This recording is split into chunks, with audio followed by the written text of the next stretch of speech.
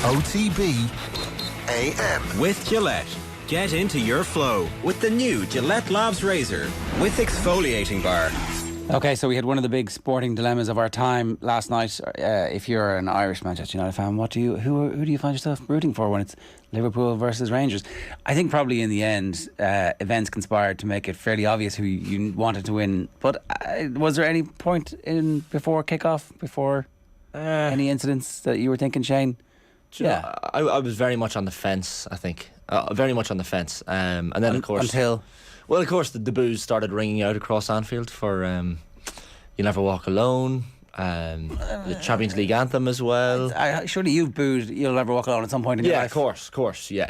It's funny because you and Rangers fans are the same. That's what I'm hearing here. Yeah, well, Irish Celtic Manchester United fans are a bit hypocritical because I've been over at a couple of Celtic games. I wouldn't necessarily say I'm a Celtic fan. I don't follow them as closely as other people do, but I've been over a couple of matches and probably joined in the singing of "You Never Walk Alone" at different points when I was a teenager. And you loved it, I'd say. And really loved it. You were like, this is class. What a great tune. I mean, I wish it was mine. But it was Man United's, of course. That's the thing, isn't it? It robbed from the history books. So I actually think, I think a lot of United fans look on with a little bit of silent jealousy when it's sang at Anfield. And well, those 3 or 4 minutes before kick-off at Anfield are genuinely a special thing. Yeah.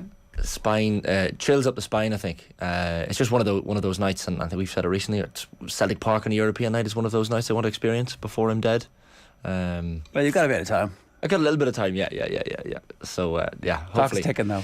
For all of us, we're all trying to aim to go to happy Wednesday morning, everybody. Happy Wednesday morning. No morbid talk here anymore. But John Duggan picked up a enough game to go to last night. I mean, flew to Frankfurt. But to be fair to John, I mean, you got to experience the Frankfurt culture and the food and the. I did hear beers. that there was fans on TalkSport calling for Pochettino in. That's what they're called. They're like, they've had enough of this Conte. So they don't want to see any of this qualifying for the Champions League malarkey. That's not good enough. Fickle football fans. You need to be swashbuckling. Bring back the spirit of Ozzy Ardiles and the defensive solidity of Antonio Conte and Mauricio Pochettino. He's that perfect blend, you know. Yeah, if only they'd tried that before. It's one of those. When I saw John heading over, I was like, you know what, you have to bite the bullet and go to these matches when you get the chance. I've actually booked in a day trip to Villa Park, Ger, for Sunday, November 6th. To see Aston Villa versus Manchester United. It's one of those stadiums I've always wanted to see. It's a lovely stadium, yeah. So I'm going to take that off the list. Paid for, by the way, by indirectly by Owen Sheehan. So you might recall about over a year ago, Owen was missed a flight. Oh, yeah. which meant I had to then fill in at very, very late notice. Ryanair got involved in this on Twitter and started tweeting to me because I got involved, of course, on Twitter. Just to explain exactly what happened, Owen was in Paris.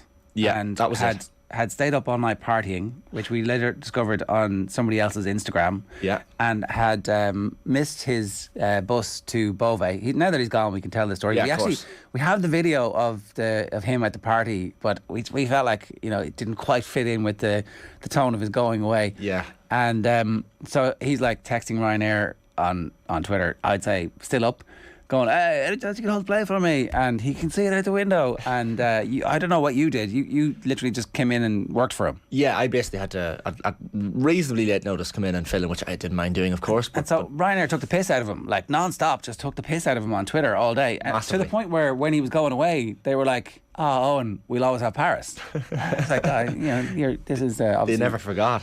No. But the only person to make any profit out of the day, Owen missed his flight and then had to book another one, and I think we had to stay overnight. The only one, for whatever reason, Ryanair were like, oh yeah, Shane, you can have a... I think I used the sympathy card on Twitter, and I was like, oh, I can't believe I have to get up so early tomorrow. I wasn't even planning on that. Cheers, Owen. And Ryanair slid into my DMs and said, here's a €50 voucher for flights, use it by next September. Nearly forgot about it, but somehow remembered it 2 days before the deadline and said, right, where will I book flights for? Birmingham, Aston Villa. Let's go. The only place in the world you can go to for 50 quid. Exactly, yeah. Yeah. I had to think, my list of potential destinations was fairly limited, but so thank you, Owen, and thank you, Ryanair, for my trip to Birmingham next month. Listen, I realise you're just toadying for more free flights from Ryanair. That's what's going on here. We get that. But it's a good stadium, and I hope he gets spanked. The Villa United games have actually been better and more interesting and less one-sided in recent seasons, including where Villa won at Old Trafford for the first time. The location, of course, of the Ryan Giggs Hairy Chest moment. 30 years. So there's all these moments that, as United fans, you look back and think, oh yeah, that was in Villa Park. Great FA Cup semi-final stadium. It was, yeah, until obviously they ruined it by putting the semis in Wembley to cash in / pay back the new Wembley. We are burying the lead here, though. So the Irish Man United fans were definitely, they were up for Liverpool last night. Yeah. What was it? What was the apart from the booing? What else was there that swung you in that direction? Do you know what? Saw a story, kind of since the game and also before the game, whereby the pubs in Liverpool, the Irish pubs in Liverpool. Now, bear in mind, these are Irish pubs, so it pretty much says it over the door. Irish pub. Lanigan's being one of the famous ones in Liverpool. Being told by, and look, I get that this is probably standard protocol for safety reasons, but being told by police and the licensors as well that they had to, employ extra staff on the door, plastic cups. I get all that. Take down the tricolours. Take down the Irish tricolours outside the pub. This place they go mad, innit? I just don't get it, Ger, because I understand the need, like the fact that they're already advertising as an Irish pub, and it's probably set above most of the Irish pubs in Liverpool that it is that exactly that. Having the Irish tricolours doesn't exactly add to it. Maybe it incites the Rangers fans to see them, because I know they'll have their Union Jacks with them in full force. But that was just one thing that grinding my gears, Ger. I don't know if it was official advice. The pubs, Lanigan's especially, seemed to be kind of saying this was advice, and it was advice that we had to take essentially, for safety reasons. And I know, look, to stop any outset of trouble in Liverpool last night, it was probably a wise enough move. But Rangers fans have such a peace-loving reputation. Yeah, of course. Yeah, we always remember the Zenit game, the Europa League final, where they obviously tore Manchester asunder, but these things happen. And look, whether or not it was advice the pubs had to take, I don't know. But it just strikes me as bizarre that they had to take down the Irish tricolours when it's already written above the pub in big writing, Irish bar. So, yeah. Well, anyway.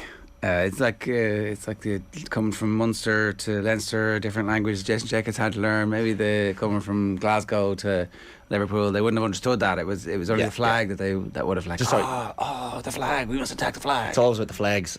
So roundabout way of me saying, I was supporting Liverpool last night. Right, how did that feel? Did it feel good? Did it feel a little bit dirty? Did it feel good? Were you cheering when Alexander stuck it in the corner? Were you like, no. Do you know? This is a bit confusing. I actually wanted a good game last night. I think everyone had a feeling when Trent was standing over the free kick that it was absolutely going to go top bins. My dad actually said it just before he struck the ball. He said he looks like a man who's about to score a free kick. You can just tell someone in their eyes, usually before a penalty and during a shootout, you can kind of tell the body language. Trent's body language before the free kick was the epitome of a man who was about to do some damage, right in front of the Rangers fans as well. And what a free kick it was! But good free kick, yeah, good free kick. Can we just talk about this? The narrative, #narrative, about all of this. What, that he's dispelled all of the defending issues? It's just interesting, isn't it? It's like he's answered his critics. So the critics of Trent Alexander-Arnold, what do they say? What is it that the critics of Trent Alexander? Trent's magic helps hit back at critics. Ta-da! Says the back of the Star, and it's everywhere. Sends out message to doubters as his stunning free kick sinks Rangers. Ridiculous. Alexander-Arnold silences the critics to give Rangers a headache in Glasgow Kiss, yeah. What did the critics say about Trent Alexander-Arnold? Is it that he's no good at attacking creativity? Is it that he can't find a pass? Is it that he can't whip in crosses? Is it that from dead balls he's useless? That seems, I might have missed that narrative. But the critics are saying he can't defend, which the whole world agrees with. Yeah, how does scoring a free kick, a good free kick, very good free kick, not his first one obviously, so he's very good at it. It's like, again, it's one of those things that everybody says he's good at. How does that answer his critics? Yeah. Oh, he shoved it down his all his critics, didn't he? Yeah. Well, if he'd message to Gareth Southgate with free kick that Southgate didn't know he could hit. Stick me in the left wing, I don't know. Funny. I wouldn't be a massive fan necessarily of Michael Owen on punditry. He's not bad, but he's not great either. But straight away last night he was asked about it at half time, I think it was. Maybe it was full time, but he was asked, he said, Trent has really silenced the critics tonight, hasn't he, Michael? Did he? And he was like, oh, no. No, Michael's response was, well, nobody's ever doubted the fact that he can hit a free kick. I'm on team Michael Owen here. Yeah, I know. Who was asking that question? Was it Jake? Was it Jake? It could have been Jake. High performance. Yeah, so... Well, he's really outperformed his critics there, hasn't he? It was a bit of a bizarre... It was Jake, in fact. No, he hasn't. He hasn't, Jake. No, it was a strange one. And I don't know how well he played. He probably, there's probably other, Van Dijk probably stood out more. Simicast probably stood out more than Trent as well. Rangers had their chances. Rangers had some chances. There was a little bit of work for Alisson to do. There was a goal line clearance at one point, and And I see someone did say Darwin Núñez starting to answer his critics of the comeback performance last night. Just stick it in the net there. Just stick it in the net next time, and that'll do. Are the Liverpool fans happy? Do you think that you're back? I'd love to hear from the Spurs fans this morning. Bobby, where are you? About their performance last night. The Matt Doherty thing. Maybe Matt Doherty might be this creative spark that they need. Maybe it's all the narrative # for Matt Doherty's comeback will be Lazarus. Lazarus reborn. Well, we're gonna see. Obviously, we'll follow in the Irish narratives. We had Matt Doherty. Hopefully going to respond to the critics. We had Caoimhín Kelleher sitting behind Jurgen Klopp last night, finally returned from injury. Okay, it's good. So he's going to be back. He's apparently going to do some time with the 21s before he... He was on the bench, was he? He was on the bench. Right. They had both Adrian and Kelleher, in fact, on the bench last night. But probably going to make a Carabao Cup appearance later. Is it later this month? Or it's early next month, I think. So that'll probably be his next senior appearance. A lot of 21s games between now and then. And Jeff Hendrick scoring his first goal for Reading last night against Norwich. Andrew Amabamadeli on the pitch for Norwich. Jeff he's been playing well for Reading. I think they're third in the championship table now. But it's like that was a top of the table clash. Yeah, big game. But Paul Ince full of praise for Jeff Hendrick last night. I'm just reading some of the quotes here in front of me, Ger. Outstanding, Jeff Hendrick, he said. Which is something like we spoke about this last week on the outset of the Irish game, and Jeff doesn't really get any praise. Much praise whatsoever. When he has an average game, he gets criticised any more than other players. Before the summer, when he lost his place, everybody, and even at the start of that summer window, everybody was raving about his influence on the Irish team and him being the one who could. And then even when he wasn't in the team, people were like, "Oh, he could have a really good impact on keeping the ball." And then they put him in the team, and he didn't perform. Maybe there's a lot of pressure on him at that stage. But we're going to need Jeff Hendrick a lot over the qualifying campaign, particularly because midfielders pick up bookings.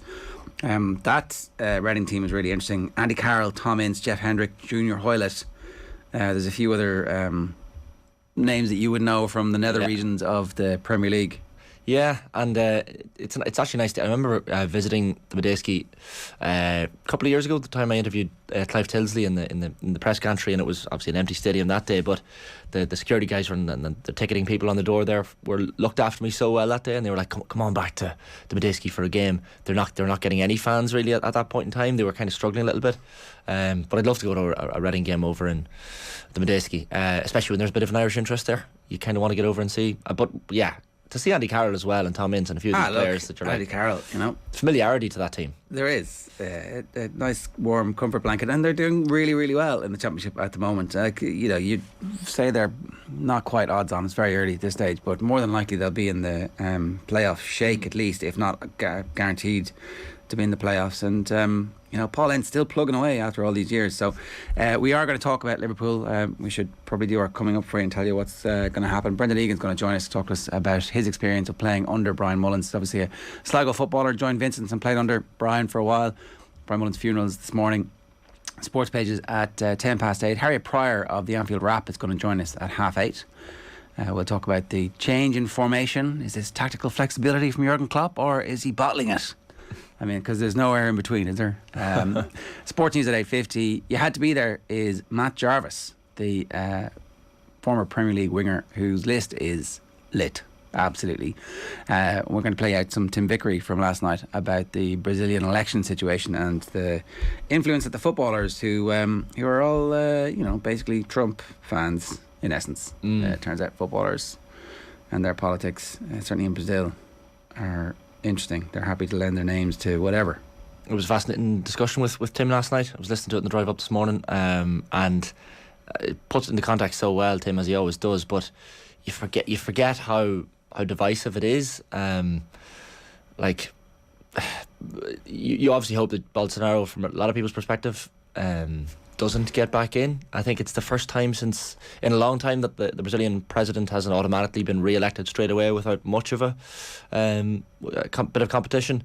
But yeah, the footballers thing is bizarre. Thiago Silva even having the Bolsonaro-led slogan on his social media page on the day of the event. I think, as the lads were saying last night, Nike have stopped allowing Bolsonaro and his rival actually from having the name of the presidential candidates in the back of those Brazilian yellow jerseys, because it's kind of been taken over as a political symbol and slogan almost, which is kind of sad to see. And especially in the World Cup year, it's going to be interesting over the next couple of months, because obviously the World Cup is what brings all of Brazil together. But it seems like a country a little bit divided at the moment in terms of politics. But the footballers angle is crazy. Neymar was obviously the big one. But you know, I guess Tim's point last night was that there's links here to religion, of course, and I guess that the message that Bolsonaro puts forward is quite heavily linked to religion. Now, he was spotted in the last couple of days in a Freemasons lodge, or giving a talk in a Freemasons lodge, Bolsonaro, which has kind of perhaps alienated that element of his support as well, the religious element. So it remains to be seen. I think the runoff is October 30th. There were wild scenes of celebration right across Dublin when the first result came out. The Brazilian population in Ireland is huge, and they add so much to our lives, and I really wish them all the best. Which obviously, you know, there's going to be a month of politicking and electioneering, so we'll see exactly what happens with that one. 7:46 this morning. If you want to get in touch, we'd love to hear from you. 0879 180 180 is the WhatsApp number. Jesus, Shane, I hope you haven't paid too much, all that money, just to see United lose. There's good Irish pubs in Digbeth, right. I don't... It's Chris Cahill. I actually don't really mind, but like the result, it's more about experiencing a new Premier League stadium for me, Ger. Like the Villa Park was number one on my list. Probably Craven Cottage is next. Should go to Cadbury's factory in Bourneville. Is good. Sounds pretty grim. I've been over to Birmingham a couple of times for... Well, I mean, you're not going to Birmingham for the tourism. No. You really aren't. It was literally for astronaut autograph events in the Hilton Hotel next to the airport. Right. Back when I think it was 2009-10 sort of time. Wow. So we're going back a bit, but so I would fly over, stay in the Hilton Hotel beside the airport, and never leave. So I've never actually seen Birmingham. The Cadbury's factory is great. Is it actually? Oh yeah. I thought you were being sarcastic. No, it's like lots of nice. I don't feel like chocolate. Like, you see, you're an athlete. I keep forgetting this. Yes, I can't eat chocolate, of course, Jack. Come on. I'm a big fan of Peaky Blinders. I know the problem is I don't think it was filmed in Birmingham. I think it was maybe filmed in Manchester. I think so, yeah. So that kind of takes away some of the lure. Yeah, you want, but then again, I might just. My brother's going to come over with me. We might get one of the Peaky hats and kind of just walk around Birmingham and put on the Brummie accent as best we can. Nunez looks like he would have suited the Liverpool counter-attacking style from a few years ago. I'm not sure he suits the more possession-based style of the current team, says Paul Quirk. I think he's going to be... I don't know, is he going to be fine? Looks like he's probably going to be fine. He has the game to be fine. He just needs to stick a few chances away. It's not great that the situation where they were the most irrepressible attacking force in world football for a number of seasons seemed to be based around Mo Salah being like absolutely dynamite, and at the moment Salah's just not being offered the same opportunities as he was. He's being very creative. I think his stats for chances created are off the charts for this season, but you just would like somebody else to be also creating something and giving it to Mo Salah, and then him scoring those crazy goals that we've seen him score, because that's the thing that catapults you from a good team into a team that's on the coattails of Manchester City. Yeah, he was creative enough last night. Like, Salah had a good game last night overall, you'd have to say. Probably, obviously, getting used to the new formation. I don't know how long or how often Klopp is going to use this formation. Is it his new thing? Because we've had 6 years of not this. So the fact that he's turned around and changed it, probably a good thing. If he was ever going to change, it had to be now. I mean, it's literally. I mean, the season hasn't gone too well for him so far. So, yeah, and I think on the Nunez thing, he will come good. He needs a bit of game time. He needs a bit of confidence. His movement off the ball was pretty decent last night. He just needs to hit the back of the onion bag, and it needs to happen fairly quick, because the longer it goes on, I mean, his confidence is going to be shot. And you have someone like Firmino coming off the bench who has proven himself again this season. Not that we already didn't know what he could do, but there were doubts when Nunez was signed that maybe his place in the pecking order was removed. I think if you're a Liverpool fan, Jared, this morning, you're going to be pretty pleased. But for Alan McGregor and goals last night for Rangers, it would have been 5 or 6-0. So it's a 2-0 that there probably should have and could have been more, I would say, for Liverpool. Liverpool singing the fields of Anfield Road, a bastardised version of an anti-colonial song, really pisses me off, says 93 Rubik's Cube, also in our YouTube comments this morning. Yeah. But then I suppose Liverpool fairly strong, established, as a place. Well, in terms of anti-colonialism, they certainly are fairly established. Are they not allowed? United fans do take me home country United roads, so they do, I guess, bastardise the John Denver classic. I mean, it's John Denver. It's like per John Denver. Are you casting? Are you throwing stones from your glass houses there? United fans? Are you just lad? It's sort of like from your Crystal Palace. Yeah, it's not like football fans to ruin songs. And finally, we've enticed Bobby Dwyer out. He says, Spurs were decent last night. We created a few good chances and the end product was poor. Decent point away from home in Europe with a clean sheet. We need 2 wins out of 3 and we've 2 home games. No panic. That's fair enough. Don't panic. John Duggan on Twitter last night was not panicking, but he was like, for the creative talent in that Spurs forward line, it was not good enough that they can't create chances and take them. But yeah, I think Bob's point is fair and probably something I hadn't considered. It's an away point to the Europa League champions. The Europa League trophy sitting in that Eintracht Frankfurt museum. If the Spurs fans decided to visit it before the game last night, probably a beckoning of maybe what's to come for Spurs this season.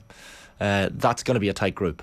Like for Spurs to get out of that one, it's not going to be easy. I know Marseille are going to have something to say about it in Porto as well. So. Also, Napoli the best team in Europe at the moment. We remember we should talk about this a little bit later on. We'll come back to this a little bit later on. But all of a sudden being whopped by Napoli is like, oh, we weren't that bad. Yeah, we were pretty bad, but we weren't that bad. So an interesting night in the Champions League last night. Barcelona feeling like they were robbed a little bit. And maybe they have a case this time, but they seem to have been relatively flexible with the financial rules over the last while. So I don't know, maybe you reap what you sow. OTB AM brought to you live each morning by Gillette Labs for an effortless finish to your day. If you've got a view on anything that you want to get off your chest, 0879 180 180 is the WhatsApp number if you want to talk about the football tonight or the football last night, or you want to share your memories of Brian Mullins, then now would be a good time to do that. We're going to talk to the former Sligo footballer Brendan Egan about his memories of the late great Brian Mullins next. But first, here's Connacht coach Andy Friend at their press conference yesterday, bemoaning the stop-start nature of the games at the start of the season. Yeah, I'm seeing honestly uncharacteristic errors from players that normally don't make those. I'm also seeing a really stop-start affair in all the games that we've had. We pride ourselves on being a team that wants to play fast. Well, I think we've had an average of about 33 minutes of football in the first 3 games, which is way too low. We sat at 35 and a half or 36 last year. So, and we've played against 2 teams in the Stormers and the Bulls, respectfully, that they like to play a reasonably open brand of footy. But we've had a penalty count of 36 in the last game, not against us, 21 to opposition, 15 against us. So. The games are so stop-starty, mate, and we just can't get flow. And then with that flow, we're then making the errors. So, there's a frustration around that. We then get players trying to create something and possibly come a little bit off script, which maybe throws other people out. So there's an energy and desire to fix the thing, but we just need to be really collective with that, and I'm comfortable and confident that we'll get there. Geez, I hope so, mate. You don't want to, we can't ask for a bigger game. Our first game at home, a brand new pitch in front of family and friends, and against Munster. What else do you want? Ideally, we'd like a couple of wins sitting behind us, but we don't have that. We had I thought was a really good performance in a pre-season game against Sale, where we showed, some really positive elements of our rugby and our fight. I've seen that fight in the last couple of games, which has been really positive to see. But we need to be more than that. We need to be accurate. We need to keep showing that fight, and we need to try and tie those 2 things together on Friday night. Yeah, that's Andy Friend talking about the game on Friday night. We'll preview that in more detail with Alan Quinlan a little bit later on in the week, but it's a big game from Connacht's perspective on their new 4G pitch. Now, we want to move on, and this morning Brian Mullins will be laid to rest. I'm delighted to say we have with us in studio Brendan Egan, who of course played football for Sligo, is also a professor of sport and exercise physiology at TCU, but more important in this context is a member of St Vincent's now. When did you transfer to Vincent's? That was in 2013. Right. So I had actually known Brian professionally because I had been lecturing at UCD from 2011. Right. So our paths actually crossed more on a professional basis prior to, I think he became our senior football manager in 2017. Okay, right. Did he have any influence in which club you joined when you moved to Dublin? No, funny enough, he didn't actually. I had very little interaction with him in those first couple of years. The reason I joined St Vincent's was I had been a student in DCU for a long time, had trained under Mickey Whelan quite a bit, had spent the odd summer when I wasn't with Sligo then training with St Vincent's, so it was the logical step, yeah. It's funny how the link with Mickey Whelan and the link with Kevin Heffernan and Brian Mullins, it's all part of the same, like in America we'd call it a coaching tree, but it's like their imprint on Irish sport is so deep, and particularly at an academic level. And I think that it's interesting that you were at UCD, because I think like everybody's been talking about his influence on the football field, and like clearly that Dublin-Kerry rivalry is something that catapults Gaelic football out of the interest exclusively of Gaelic football fans and into the mainstream. It becomes this absolutely massive cultural event, and I think loads of people better qualified than me have talked about that, but I'd love to get your take on how influential his role in UCD has been, because what they did by really investing heavily and talking about the scholarship system, it kind of kick-started that whole thing. But then apart from that, they also took sports seriously as an academic thing, and that's very important. Yeah, look, I mean, there's a huge amount of tributes are flowing in on the football side, but obviously there's many facets to Brian's life, and one of them was around that whole area of director of sport in UCD, and the influence that he had over there, and the positive impacts that he had on so many people, are unbelievable over there as well. And at that time, and it was true of many universities, sport wasn't taken so seriously. People who were competing took it seriously, but universities probably weren't funding it to any great extent. But then putting in place positions of that, like a director of sport, having someone like Brian who, his ability to pull people together and get everyone going in the same direction, I mean, his leadership from that point of view, like that really did catapult UCD along in that way. And I think you've probably heard the stories of his instrumental role in bringing Leinster onto campus and everything that flowed from that. So, well, Leinster said that he was the most welcoming of people there. I didn't realise that he kind of had been helpful in engineering to get them there, because they're a real anchor tenant. It's like huge, high-end, world-class performance team is situated in UCD on a day in, day out basis. I don't know if everybody fully appreciates that, like, the training ground is literally on the UCD campus. I know, and like you say, he was part of that, and generally that's one element of the campus over there, but there's a huge amount then just on the general sports side of things that he was involved in terms of the expansion of their facilities, and he had a very prominent role as well in their healthy campus initiatives as well, so touching every aspect of the quality of life over there on the campus. I think one of the other things is most people who would have seen or been aware of him as a public persona, it's the gruff footballer. He's hard as nails, but actually when you meet him, he's a lovely man. Oh no, unbelievably rewarding smile and character, when you get to know him. And it's funny, over the last few days, a lot of what people have said, people sometimes distance themselves when they're talking about someone who's passed away. They say, that person will be missed or something, but people I speak to, they're all saying, I will miss him. That's the way people sort of felt about him, was that when they got to know him and they knew his personality and how rewarding it was to be in his company, that's what people are going to miss. It's funny as well, like some of the stories, Brendan, as well, that seem to, I know it's a cliche to say that you only really find out about a person properly when they die, but some of the stories that have come out about him, I didn't realise that he was such a multi-talented sports person in terms of rugby and cricket as well. And even the recovery from his car accident years ago to kind of recuperate. But it's one of those things that there's so many stories that have come out about Brian in the last couple of days. It's quite incredible and a testament to him as well. Oh yeah, and he had that joy for life. The first interaction I had with him in the context of St Vincent's and him as our manager was we had just lost the All-Ireland semi-final to Slough-Neil, and our management team at that time had moved on, and it was a difficult team to take over because we'd had so much success over the previous 3 to 4 years. There's a lot of us who were fairly well on, big personalities, and I'd say no one in the club wanted it, but Brian was probably the only person that could take it on, given his status and his ability, as I said, to bring people together. But it was sometime in March, weather was really bad, we couldn't go out on the pitch, so his first session he brings us all into the hall in St Vincent's, which is a small hall, typical of a club, and we thought, this is just going to be a chat. He decides we're going to have a training session. And so he's got the balls there, and it was the way the hall had been set up. There was chairs along the side. It hadn't been tied for playing football or any sport at all. And he decides we're still going to have a session. So we're standing, 10, 15 yards away from each other, just kicking the ball back and forth, hand passing back and forth. He gets bored of that and he decides, right, we're going to have a game. And it was some kind of a hybrid game of netball and GAA. And of course, as I said, we were all a bit cynical at this stage, and I was looking around going, this is ridiculous, it's unsafe, like there's probably puddles of water, it was raining heavily or whatever. And the next thing I look around, and there he was in the middle of it all, this big smile on his face, arms out looking for the ball, hitting off other fellas, elbowing them out of the way. And I mean, you just had to laugh at how much enthusiasm he had for it and how up for it he was. And yeah, that was something that he took on then for the few years that he was with us. Go on. You wouldn't want to batter into him either, I'd say. No, I mean, he's unbelievably big. Like, so I don't know, you've probably heard people talk about the size of his hands, but like, I mean, there was no getting past me if that hand was laid on you, that's for sure. That team, you talk about it, full of characters. So there's yourself, Jarrett Brennan, Mossy, Connolly. I can't imagine it was an easy dressing room to walk into. Who had been beaten in an All-Ireland semi-final. Obviously felt like there was more there for them. Yeah, and like we had at that time, we were probably pushing it, the standards higher than most had been, at club level in terms of our approach, the way we use video analysis, the work we put in on the opposition, that kind of thing. And we obviously wanted that to continue. And in fairness, Brian was a more old school. He probably didn't realise getting into it that that's the level that things had gone to at that point. But again, testament to him, like he adapted very quickly, realised that, with just the right sort of tools and coax and whatever, he could get us all moving in the same direction. And we won the championship that year, actually, as it happened. Lost to Rathnew then in the Leinster Championship. But continued on the success in that first year anyway. His son Nathan was on that team, and he had a lovely tribute on social media as well, calling his dad his superhero. And that was a good team you guys had.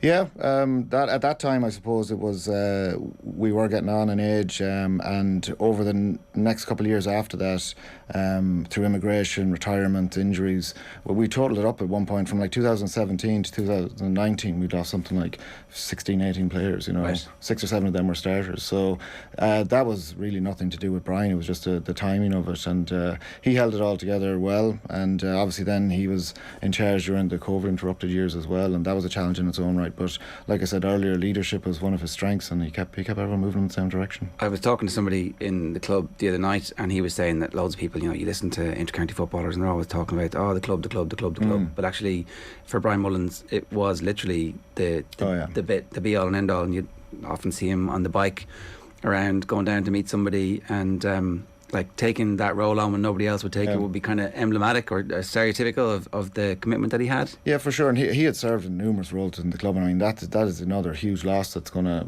go be here. But he'd been adult games director as well, and then moved on obviously into football. But when he was the senior team, when he was our manager, I mean, he was still the guy who was down there before everyone else, and the last to leave. He was putting up the nets, he was taking it, he was filling the water, he was doing everything that there was. And in a lot of cases now, people have multiple different backroom team members and they do all that, but he just loved being there and getting involved. And like I said, always rewarding with a big smile and very enthusiastic. There was no negativity with him at all. That strikes me as a man with no ego whatsoever. Like, for someone who has the All-Irelands in the back pocket and the reputation that he has, to then go on later in your adult life to do those menial tasks where you're filling the water bottles and fixing the nets and turning off the lights and that sort of thing, that probably it says a lot about him. Yeah, humility is a huge thing, and in sport, we build up a lot of players, and even from a young age you come across some players who have no humility whatsoever. And here you have Brian, who by all accounts is always named as one of the best and best ever in his position, and he never showed any sign that was on his mind or that he needed to be treated differently. And that whole thing about the car crash, I'm not a great historian now of GAA, but I'd been told that car crash story in the recovery several times. And the first time I met him, though, this was actually on the football field. It was like was it married versus single or one of those games over Vincent's? But there he was, togged out, ready to play. He must have been, in his early 60s at that point. But he didn't, one of these knee bandages on that do nothing for anyone. But he was wearing one anyway. And still keen to be involved. And I was just trying to make chat with him at that stage, and I said something about how's your knee, and without assuming that I knew his big story, he started telling me, well, I was actually involved in a crash a few years ago, and I recovered, and it still gives me a bit of trouble, but that's why I cycle so much. It keeps it going. Just again, didn't have any airs and graces about what I should know about him or not. So yeah, just playing it all down. Yeah, it's one of those things as well. Sometimes a player that's been so heavily involved in the 70s or 80s, by the time they get into their 60s, they're not recognisable from the player that they were physically. But Brian still had that physical presence, and I know there was probably a lot of maybe not students getting scholarships, but parents of students getting scholarships who maybe got a buzz off seeing Brian and maybe getting excited that, it's Brian Mullins that you're getting the scholarship off, essentially. You probably saw the same in your club, people who didn't realise it was Brian, and then they got chatting to him and got a buzz out of it. Yeah, no, he was. His reputation went to heaven, but like I said, he didn't take advantage of that in any way. He was always still very humble and just got on with the chat with whoever came to speak to him. Yeah. From that academic perspective, it's really interesting because obviously he's a great GAA man. Mickey Whelan's a great GAA man, but the fact that they had this kind of broader sporting hinterland, I think, is really important. Mickey, in his book, if anybody hasn't read it, you should get your hands on it. Talks about the other sports that he played, and I know he coached the Irish University soccer team at World Games, and really benefited from that broader experience. And it feels like Brian Mullins benefited from that broader experience as a young player playing cricket in Clontarf and then rugby for Leinster underage before he becomes a Dublin superstar. When he gets to UCD, he's not biased in favour of the GAA element of it at all. And I think that's probably why that whole thing worked. Yeah, for sure. I mean, going back to just as at a young age, there is that whole idea that we shouldn't, force kids into specialisation at a young age, and playing multiple sports, again, that have different features of them tends to be beneficial in the long run. So that's on the physical side, but as you say, on the overall cultural side, to be exposed to different sports, because many sports have very different cultures, and practices and so on. And yeah, you don't want to end up being someone who favours one over the other. And as you say, in terms of the UCD scenario, when you've got, actually, I don't know how many sports clubs they have there, but you have to cater for all of them, and they all are well represented in the different committees, and he has to play with that. Yeah. As somebody involved in third level in a sports department, I don't know how the department officially called sport. Health and Human Performance. Health and Human Performance. Okay, great. Well, is it fair to say that himself and Mickey Whelan, their fingerprints are certainly on the genesis of that as a field of study that's taken seriously by the academic institutions, that it helps to have somebody who's been involved at that level? Yeah, I think so. I think sports science was coming as a discipline anyway in the 70s and 80s, and the likes of Mickey and Brian, who were proponents of the scientific approach, that sort of... They both had to go away to study it. They both spent time abroad, and Mickey in particular had done, I think it was his master's in physical education, or he'd also done a PhD then when he came back to DCU, so lifelong learning, as you know. But yeah, that ability for prominent people to give sports science in particular credibility, that does matter. The programs themselves are obviously very popular then with students, because they're into sport and they think, rightly or wrongly, that elite sport is where they want to work. But I mean, the whole idea of sports science is that there's that exercise component as well, and that's got all the obviously knock-on benefits for health and everything. Well, that's the bit that has exploded in the last decade or so, that has turned small companies into unicorns, and everybody's wearing their wearables, and I like the way you laughed there. I don't wear one. What does that tell you? One last question for you. We saw doing the rounds at the weekend a goal from Mossy Quinn, who's 50 now at this stage, still scoring. 41, I think, is the right age. Yeah, he wouldn't like you to put him too many extra years on him, but you're keeping the band together, at least. Yeah, well, I mean, just to point out, you did say that they were aging in 2017. Yeah, I know. Here we are in 2022, and you're all still playing. Some of us hung in there, but no, I mean, on a serious note, Brian obviously was manager when we were relegated to Senior 2 last year, and there was this kind of hope. I often hear that hearing is the last sense that you lose, and we were all kind of hoping, could he hang in there until we actually got the semi-final, got promoted. I mean, he was really taken aback by that relegation. That really hurt him on a personal level, and he was really keen to get us back there. And again, the new management came in, and Brian was, as I was speaking to Nathan, his son, Brian was interested in at every game he possibly could be. So to finally, pull it through and get back to Senior 1 around the same time that he passed, there was something poetic in that, but it was great. Yeah, no, totally. And so are you all going to come back for one more year just because you can't leave it? It's a long winter these days, it's a split season. We've a long time to think about it. So a long time to get fit. Or get unfit, depending on how you go. Brendan, good stuff. Thanks a million. Thanks. That was lovely. Brendan Egan there, former Sligo footballer and St Vincent's footballer as it stands now, and of course Professor of Sport and Exercise Physiology at DCU. We're going to take a quick break. We'll be back with the sports pages in just a couple of minutes' time. If you want to get in touch, 087 9180 180 is the WhatsApp number. OTB AM. This is OTB Sports Radio. The only thing you care about. That's right. The Football Pod is back. If GAA is the only thing you care about, Make sure you don't miss the return of Paddy Andrews and James O'Donoghue. You just knew it was coming down the tracks. Subscribe to the Football Pod wherever you get your podcasts. When I was doing my badges, I didn't feel there was enough about being a psychologist, because realistically, as a coach, you should be tuned into the mental health and the psychology of it. And I didn't think there was enough in the badges about that. What's your opinion on that? From going through the qualification, I'd agree with that from my own reflections and speaking with other coaches. I know in the last course I did, there was coaches speaking, well, we didn't do enough on psychology. So being a coach, and gone through the badges, I think there can be more done. It's tricky because I think some coaches think they can be a psychologist as well and that they should do the psychology. But I always go back to a coach when they say that and highlight that the difference between a psychologist and a coach is, with a psychologist, there's confidentiality. That whatever said between the athlete and psychologist can't go outside that boundary unless there's real welfare issues and needs to be referred to somebody else, or there's a threat to harm to that person. Then the psychologist has to notify a body to help that person get help. With a coach, they can't offer that. Because if an athlete comes to a coach and says, oh, I'm not feeling 100% at the moment, well, then a coach has to make a decision between two players. And they're going to pick the player that they feel there's less risk with, because their job is dependent on performance and winning games. So, coaches need to understand about psychology. They don't need to be experts.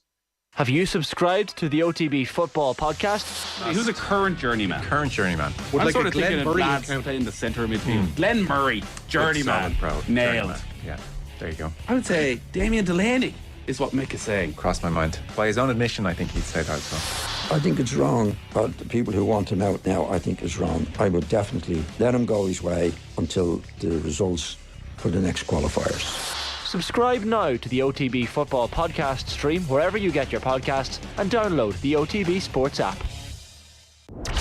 OTB AM. With Gillette. Get into your flow with the new Gillette Labs Razor with exfoliating bar. Right, during the outbreak there, you heard Emma Byrne on this week's episode of Koi Gig asking the sports psychologist, Dr. David McHugh, about the importance of coaches always being conscious of their players' mental health. Pardon me. The Koi Gig pod on OTB Sports in association with Cadbury FC, official snack partner to the Republic of Ireland women's national team. Time for the papers. There are so many idiots out there, so many spoofers. There's a lot of horse. I think he's a total spoofer. What do you mean a spoofer? He's just bullshit. No, Eamon, come on, don't be, no, I'm not, yes. No. Ta-da! TAA, Trent Alexander-Arnold. Trent's magic helps hit back at critics. Yeah, that's exactly it. He's lashed the critics by good quality defending. Oh no, he scored a goal. Doyle's battle against Lily's mind games. So Johnny Doyle was out doing press for the club championship, and he says he reckons the main problem the counties in Leinster have are from the neck up with the Dubs. The challenge for all teams is to get over that, because that's the way it has been for 10 or 12 years now. A 10-point defeat is viewed as success by most counties. Kildare obviously conceded 5 goals, and it felt like the first 2 minutes against the Dubs in the Leinster final. But he says Kildare will be in a far better place going into year 2. We like to think we have a lot of good young lads coming. We've had success at underage level against the Dublins of this world. Still, Dublin are where they are. I'd like to think that gap is being bridged, but how wide the gap is still is TBC. So best of luck in closing that gap. But I don't think most of those counties would view a 10-point defeat as a success. I know what they're saying. I think they would. I don't think Kildare would. Well, no, other than Kildare, right? We don't think it's a success. Like, the game has to be in the melting pot. On Meath as well, potentially. Well, Meath probably think 10 points. Yeah, I'd take that. You know. Meath people, be sure to comment on the stream this morning. I think that gap is going to close. It feels like it's going to close potentially. The Dubs not just get their 2 best generational players back. They did. Their generational players. They did. I don't know, but talk of Ben McCormick maybe staying on chair. I know there was the rumoured trip to Australia for him, but Johnny's kind of playing it down in some of the papers. Remains to be seen whether he will go or not. Yeah, I really hope. I hope he's right. At the same time, if that's what his life journey is, then go and have your year and see what life is like.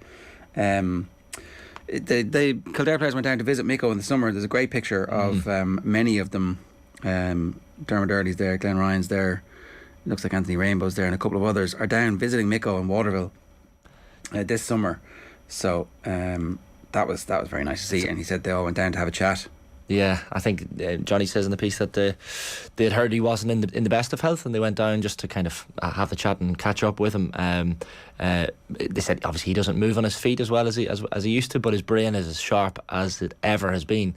Kind of a circular thing to it as well. You know, Naas and Clane are playing in the Kildare Senior Championship final this weekend, and I think that was the exact game years ago where Mick O'Dwyer was unveiled as the Kildare manager, Naas versus Lane in the senior final. And like the way Johnny tells the story is that most of the people there for the Naas Clane final were probably there to see Mick O'Dwyer unveiled as the Kildare senior boss. You can imagine the excitement in the county when that was happening. But it's funny, those visits down to Waterville, and I know those Kildare teams trained down in Waterville, didn't they, for much of the time when Mick O'Dwyer was manager. I know they went down often during the summer and stuff to kind of train them. Trip. Well, exactly, get the trip and drink the water down in Waterville. But even Johnny was telling us a story in one of those articles where Mick was talking during that visit during the summer about the changes in Gaelic football, even in coaching, and how Mick trained the Kerry team at one point in the 80s for, I think it was 27 days in a row, he said. Which just absolutely wouldn't happen. I mean, talk about burnout and players going too far, but kind of highlights how far things have come since Micko's days of coaching. But great to see that the photo of the lads and Micko in the summer down in Waterville for sure. A lot of that great Kildare team you grew up with, Ger. Oh yeah, robbed in the All-Ireland final, of course. McManus is going nowhere, it says on the back of the Star. JP McManus' commitment to Limerick GAA remains as strong as ever, insists Treaty County Chairman John Cregan.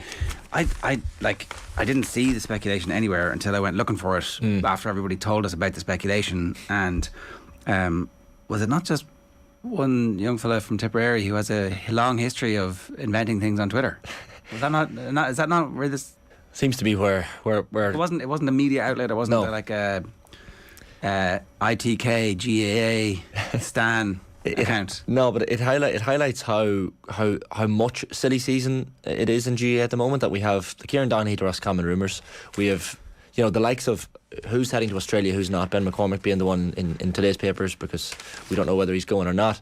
And we have this story as well about JP falling out with the Limerick County Board and pulling out of the sponsorship deal, which has absolutely been rubbished by the Limerick County Board chairman in today's papers. So yeah, GAA and WhatsApp rumours seem to go hand in hand this time of year. Particularly this year when things seem to have gone pretty well for Limerick, and the hurlers all seem to have had a good time at Adair. It just felt like the relationship was stronger than ever. Yeah.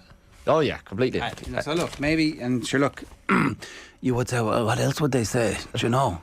If they're being cynical about it, what else would they say? Well, true. And cynical me, as I mentioned yesterday, thinking that these Connacht Telegraph rumours that came out about Donaghy being founded in Mayo, potentially. Well, who knows which county these Limerick rumours were founded in, but I would suggest they probably weren't in Limerick. I mean, maybe Roscommon were thinking, should we get the lads? And they had a conversation about it, and then somebody was supposed to ring them, and then they never did. You don't know that there's the genesis of some truth in that. Mm-hmm. And they should be looking at Donaghy. Donaghy's going to be a brilliant inter-county coach. Of course, yeah. Gavin's already cut his teeth a little bit, and it'd be like, what a dream team that would be. Mm-hmm. You're getting sponsors if the two lads are involved. Oh yeah. You're bringing attention. People are showing up. It's A-list. No one's like, will I commit or not? They're like, yeah, I'm in. Yeah, there's no lads going to Australia when they hear that the management team's there, to be fair. We didn't do very much on the 4-4 draw between Shells and St. Pat's. Dufferfield's derby shows Shell strides, as Paul Butner's piece also in the Star. There's a feisty Thomas Tuchel-esque handshake at the end of the game between John Daly and Damien Duff. Duffer is single-handedly making that part of the league, the middle part of the league, interesting. Because normally at this stage of the season, the title race is potentially over. It looks like there's one better team and then another good team who are rising, and hopefully Derry will go toe-to-toe properly over the whole season next year. But this bit in the middle would tend to not be reported on that much. But the atmosphere from Talca Park every time is so good that it's carrying over the whole of Drumcondra. You can hear the crowd, and the other night it was like, what's going on? It was like, oh. It brings a bit of interest. It's like in Formula 1 that they have the Battle of the Midfield, where not the people at the back of the grid, not the people at the front, but some years it's made interesting by a little bit of juice. Damien Duff is making that battle of the midfield juicy, which it's making seemingly irrelevant games relevant. Maybe because it's Damien Duff, maybe because he, has a cheeky post-match interview every now and again. But I like the fact that there's a bit more interest in those middle games and bringing a bit of life to other Dublin derbies, because let's not forget that Rovers Bows isn't the only Dublin derby. Sometimes people forget that. But Shelbourne being back in the big time now in terms of the Premier Division, and the tension, wouldn't it be great if Richard Dunn was to take the Bows job? I'd love it. Wouldn't it? I'd absolutely love it. From a popcorn point of view, I mean, just put the feet up and see what happens, and see the first time Shells play Bows and Duffers up against Dunn, and they have a Tuchel Conte moment themselves on the sideline, as two former teammates and friends. So definitely making the league more interesting for sure, Duffer. You got the Irish Times there, do you? Yeah, Irish Times there. There was a piece that kind of stood out for me. Obviously there's the pieces on Mullins, a great interview with Brian Talty, how Mullins and Talty parked their grievances and became fast friends. Obviously clashed in that 1983 final, 12 Apostles final, but remained close friends up to Mullins' death. There was a piece as well that kind of struck me as well, and it's something that we probably haven't talked about much in terms of the World Cup in Qatar, but there's a piece Kim Wiltshire in Paris has at the bottom of page 27 in the Irish Times. Paris joins other French cities in World Cup television boycott. So Paris has joined several French cities in announcing they will not show World Cup matches in public places or set up fan zones in protest at human rights and environmental abuses in the host nation Qatar. So local authorities in some of these French cities, Marseille, Lille, Bordeaux, Nancy, Rodez and the capital have announced they will not install giant TV screens as in the past to relay matches. So city councils seem to be voting on this.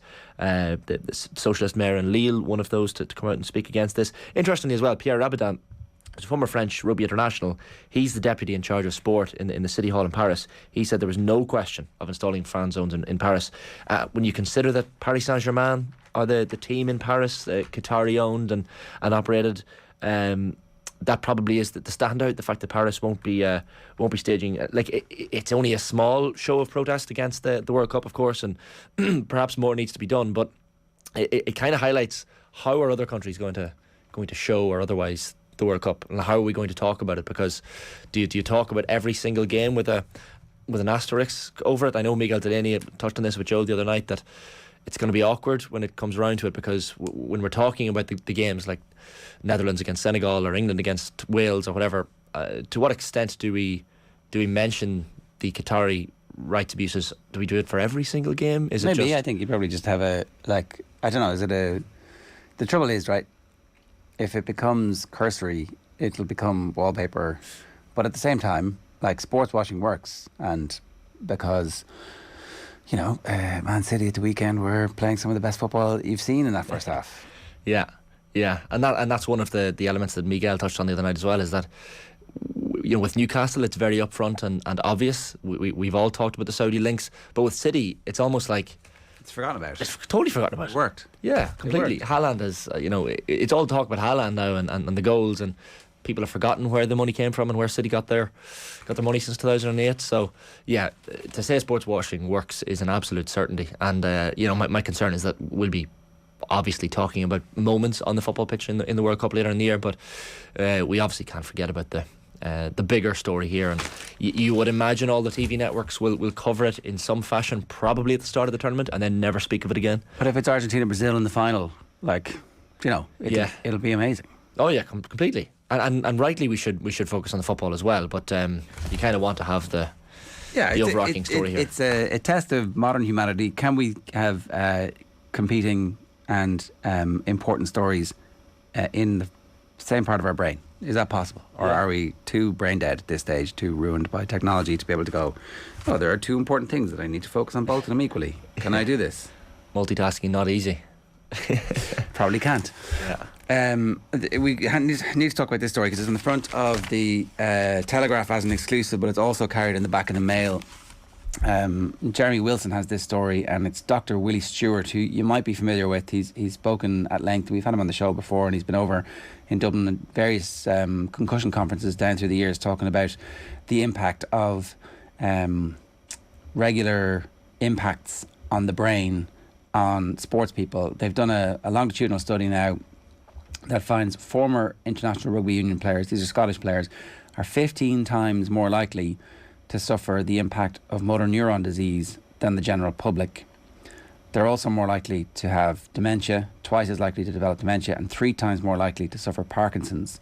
So they did a survey of 400 former Scottish internationals. They linked this with, I think, 1,500 members of the general population, cross-referenced their results, and the findings have been published in the Journal of Neurology, Neurosurgery and Psychiatry. Willie Stewart is the guy who proved that football was linked to neurodegenerative disease as well. So he's got a long track record of this, and obviously motor neuron disease isn't something that I think would have been spoken about quite as much. Doddy Weir, I think, is the most famous recent rugby player who has contracted MND. Obviously, Youth Van der Westhuizen died of it. The former Gloucester forward, it says in the Telegraph here, Ed Slater, has also been diagnosed with MND. But as they say, this is the first peer-reviewed study which makes a direct link to rugby's heightened risk. So he's calling for no contact training sessions during the week. I think Leinster were saying they only do 15 minutes contact training sessions over the course of the week, and that'll be in 2 separate bursts. Yeah. And that most of the full bore training has disappeared. So Willie Stewart says they're genuinely really concerned about what's happening in the modern game. So this is everybody had to be over 30, right? But most of the people involved that they'd spoken to had played before professionalism, and so obviously before 1995. And obviously the game has got bigger. The players have got fitter, stronger, heavier, faster. The heavier thing, maybe they're not heavier, but they're certainly faster and stronger. And there was definitely a period where they were heavier, but that kind of has come back a little bit. And so he's very concerned about the impact that this is going to have. Rugby's in a really, really difficult spot when this type of finding is made, because what do you push back with and say, oh, we're aware of the findings and we're taking steps? I was listening to Mike Carlton on with yourself and Johnny the other morning, talking about Tua Tagovailoa and the serious dangers in the NFL as well, but rugby seems to be in a terrible position. I know these same researchers in Scotland did a study on professional football as well, and the risks of heading the ball, and the increased risk you were at, I think, was 3.5 times more likely to develop dementia if you're a professional footballer. The concern is that Dr. Willie Stewart says in this piece is that in 20 years' time he would expect that these figures are even more terrifying and scary.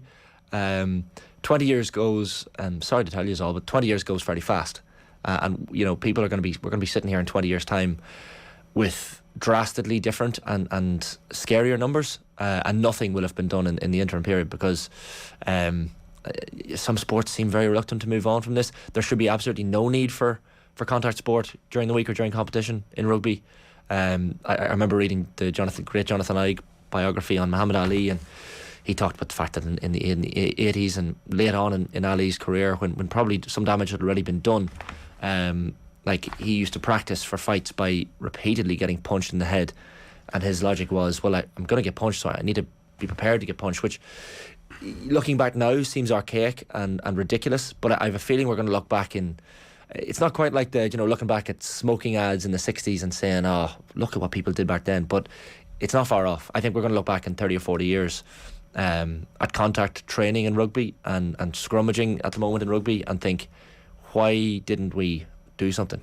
Yeah, they look. I mean, I think there's a fairly obvious call being made by Willie Stewart, and in fairness, Aina Falvey's quoted here. He's the Chief Medical Officer of World Rugby. He says he welcomes the call for more research and stresses that World Rugby has established an independent concussion working group to consider the latest evidence. This enables us to have a constant and open conversation about what changes to the game may be appropriate. And he says they've already invested more than 10 million in welfare studies. We'll continue to build on this work in our quest to make our game as safe as it possibly can be for players at all levels within the rugby family. So this is a specific research to Scotland. There are now calls for this to be much more broadly studied across the world. And they've actually spoken. Doddy Weir is a columnist for the Telegraph. They've spoken to him this morning, and he says, I personally wouldn't change anything about the game. I enjoyed the game. I also feel that playing rugby was not the cause for my disease. I'm delighted for my sons to play the game and have no concerns for them getting MND. I was very surprised with their findings. It would be very interesting in how they came to that conclusion. I find it hard to believe. It would be good to see the biomarkers and evidence before I comment more, and has also then called for more research into the causes of it. Yeah, Doddy obviously fully entitled to his opinion. You know, you're going to listen to the medical teams on this. That's the bottom line and the be all and end all here. Like, it's just rugby's been quite slow to develop and move on from all this. Like, do we need so many games? And like, from a fan's point of view, watching rugby, and when you hear stories like this, it makes you feel a little bit dirty as well, because, you know, we expect rugby players to get out there from an entertainment point of view and play loads of matches and take the hits, and we all praise the hits when they happen, but the impetus here shouldn't be on players, because even in the NFL, you know, when a player undergoes a concussion protocol, they're going to want to get straight back on the pitch. If the decision is down to a player, you know, they feel like their job is on the line, their career is on the line, their position in the team is on the line, but realistically, these decisions have to be above the player and above the coaches. We can only listen to medical professionals on this. I mean, here's me and you sitting here without any medical degrees, of course, but when you hear people like Dr. Willie Stewart, who we've, as you said, we've had in the show, and Ian Falvey, who's been a voice in this as well for many years, that is concerning. And look, I don't know where this is going to be in 5, 10, 15, 20 years, but if these lads are to be listened to, and they should be, you'd be concerned. All right, we'll obviously be covering that story more in the days and weeks and years to come, unfortunately. It's 8:31 this morning. We'd love to hear from you. 0879 180 180 is the WhatsApp number. A couple of quick comments for you. Brian Mullins gave me a pre-game talk back in 2006 as Mickey Whelan brought him in to speak to the team about attitude and personal responsibility. Amazing man. Condolences to all the family. Eamon Dawson says, Brian Mullins was my hero as a kid. I started secondary school in Greendale, and he walked in the room and announced he was our special class tutor. I was awestruck as an 11-year-old. He was a giant. I can only imagine what that must have been like. Like, you see a county player from your, like, walking into your room, and not one that is so big in stature. As a kid, you don't forget those moments. Barbalazza 83 says, I remember being transfixed as a young lad to those great clashes between Dublin and Kerry. I still find myself judging today's players by the likes of Brian Mullins and Paddy O'Shea. Indeed, and that's just a flavour of the comments coming through. Now let's move on. We're talking to Harriet Prior of the Anfield Wrap. Harriet, good morning to you. How are you? Morning, good, thank you. How are you? What's behind the change in formation that Jurgen Klopp has gone for, do you think? Yeah, it's a really interesting one, because the problem a lot of the season has been that we're conceding a lot of goals. So I think a lot of people were surprised to see him put another attacker in the mix when actually we felt like we needed to shore up the defence. But wow, it worked really well. I think he just wanted to find a way to break through defensive lines a bit more and to play a bit more fluidly, because it looked a little bit like we were losing control in a lot of games. We didn't know exactly where the players should be. And I think that formation just gave everyone a bit more of a fluid positional flexibility and allowed them to go forward a bit better as well. So I liked it. It sort of shifted between a 4-4-2 to a 4-2-3-1, and I like the change in formation, and it obviously paid its dividends last night, and Klopp would have been really happy with it. Had there been any sign this was coming? Not really, no. To be honest, though, he hasn't had all the attackers available. Jota was out with injury. Nunes had a three-match ban. There was various different injury problems in that attacking line. So maybe this is what Klopp wanted to go with all along, but just hasn't had the personnel to do it. But I like that he sort of took the initiative to make a change when a lot of managers sort of kept just trying to do the same thing, and it clearly wasn't working. So maybe we'll see that more going forward. Is it in any way involved in the pressing that they're trying to do, that actually having an extra forward allows them to be more aggressive with that press and more meaningful with the press? Yeah, absolutely. I think the defenders were coming under a lot of heat in the last few games for not defending well, but actually that all does start from the front and starts from the attackers with that high press, and some of them weren't doing their jobs in previous games. So I think having that another attacker higher up the pitch and putting the pressure on the ball really high up the pitch meant that Rangers actually didn't get much of the ball in really threatening areas, and it worked really well. And a lot of our good attacking play came from winning the ball high up the pitch and playing the ball in. So yeah, it was impressive. It's Darwin Núñez, you mentioned him already there, Harriet, but kind of mixed reactions to his start to his Liverpool tenure. But I mean, last night he showed signs. He can get on the ball. He can get into good spaces and create chances, but still just needs those goals to get the confidence back. Yeah, absolutely. I think Klopp's been really clear the whole way through that it's going to take him a lot of time to adapt, and he's played in a really different style of team and a different league as well. So although if someone like Haaland's come over and found it quite easy, it's going to take Núñez a little bit longer. But I was impressed with his performance last night, definitely. And like you mentioned, he obviously didn't get the goal. But he had some really good opportunities, created some really good chances. And I think the way that you can see that he's trying to link up with Trent, trying to link up with Salah was really impressive. So I think as those relationships form more and more and they sort of try and find the spaces each other in, it will just grow more and more. So yeah, I was definitely impressed. Those defensive frailties you mentioned as well, and we've kind of spoken about it already on the show this morning, Harriet, about Trent Alexander-Arnold's defensive frailties seem to have disappeared and have vanished according to the back papers because of the free kick. I'm sure it's still a concern for Liverpool fans, but maybe this new formation will suit him better, and kind of, as you say, attackers defending from the front, maybe doing some of the dog work for him further up the pitch. Yeah, it's interesting you say that, because I think a lot of the past seasons, no one's really spoken too much about his defensive frailties because he does provide such a spark going forward. But this season, he hasn't been doing that as much either. So he hasn't been creating assists or scoring as many goals. And I think so people have been talking about his defensive frailties more when actually, probably levels been similar throughout. But there definitely was holes in the defence. And I think a couple of the goals in recent weeks, you can pinpoint to Trent not doing his job properly, but you can't make one player a scapegoat. But definitely, I thought he was better positionally last night. I think against Brighton, he drifted a little bit too far into midfield and looked a little bit lost at times. So just keeping him out on that right flank and playing that proper fullback position, which allowed him to go forward, but also allowed him to track back easier, really benefited his game. It's been a perfect sample of how the season has gone so far, where there's the topsy-turvy 3-3 at the weekend and then a 2-0 last night. So it feels like, okay, problem, diagnose, bit of a response. It's just that there hasn't been any consistency. We haven't seen Liverpool build on a good performance and put it back to back with another one. So is there confidence that the change in formation is enough, or do you still need to see signs of improvement in the form of, say, Virgil, for example, and a couple of other players getting back to the level that was world-class level, essentially, that was allowing them to compete with Manchester City and reach the Champions League finals?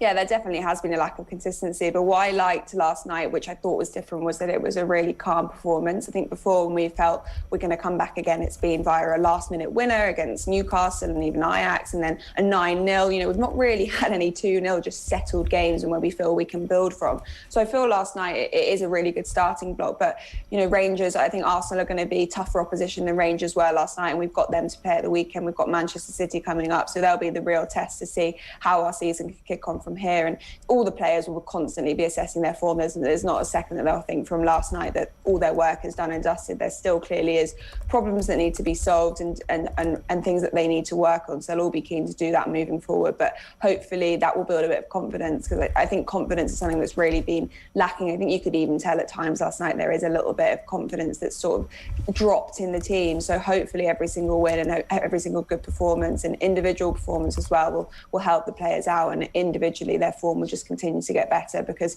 we know, like you mentioned, Virgil van Dijk is world class, and this is a team not a million miles off the one that nearly won everything last season. So I don't have any doubt they can get back to that level. Why do you think they're not at that level at the moment?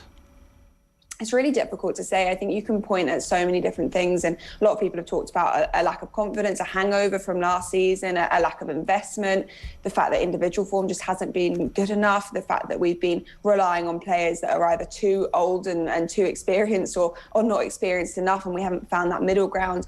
It's difficult because I think if you look back to the COVID season when we weren't playing well, you can point to the fact that we lost loads of defenders and we had to come up with solutions. This season it's a little bit harder to pinpoint exactly what's going on. Probably a combination of all of the things I just spoke about: starting slow, not having the same level of intensity as we'd expect. So I think probably a combination of them all, and Klopp said in his pre-match press conference before Rangers, everything needs to be better, and that's probably what's quite difficult. You have 2 days in training to turn everything around, but hopefully things are now moving in the right direction.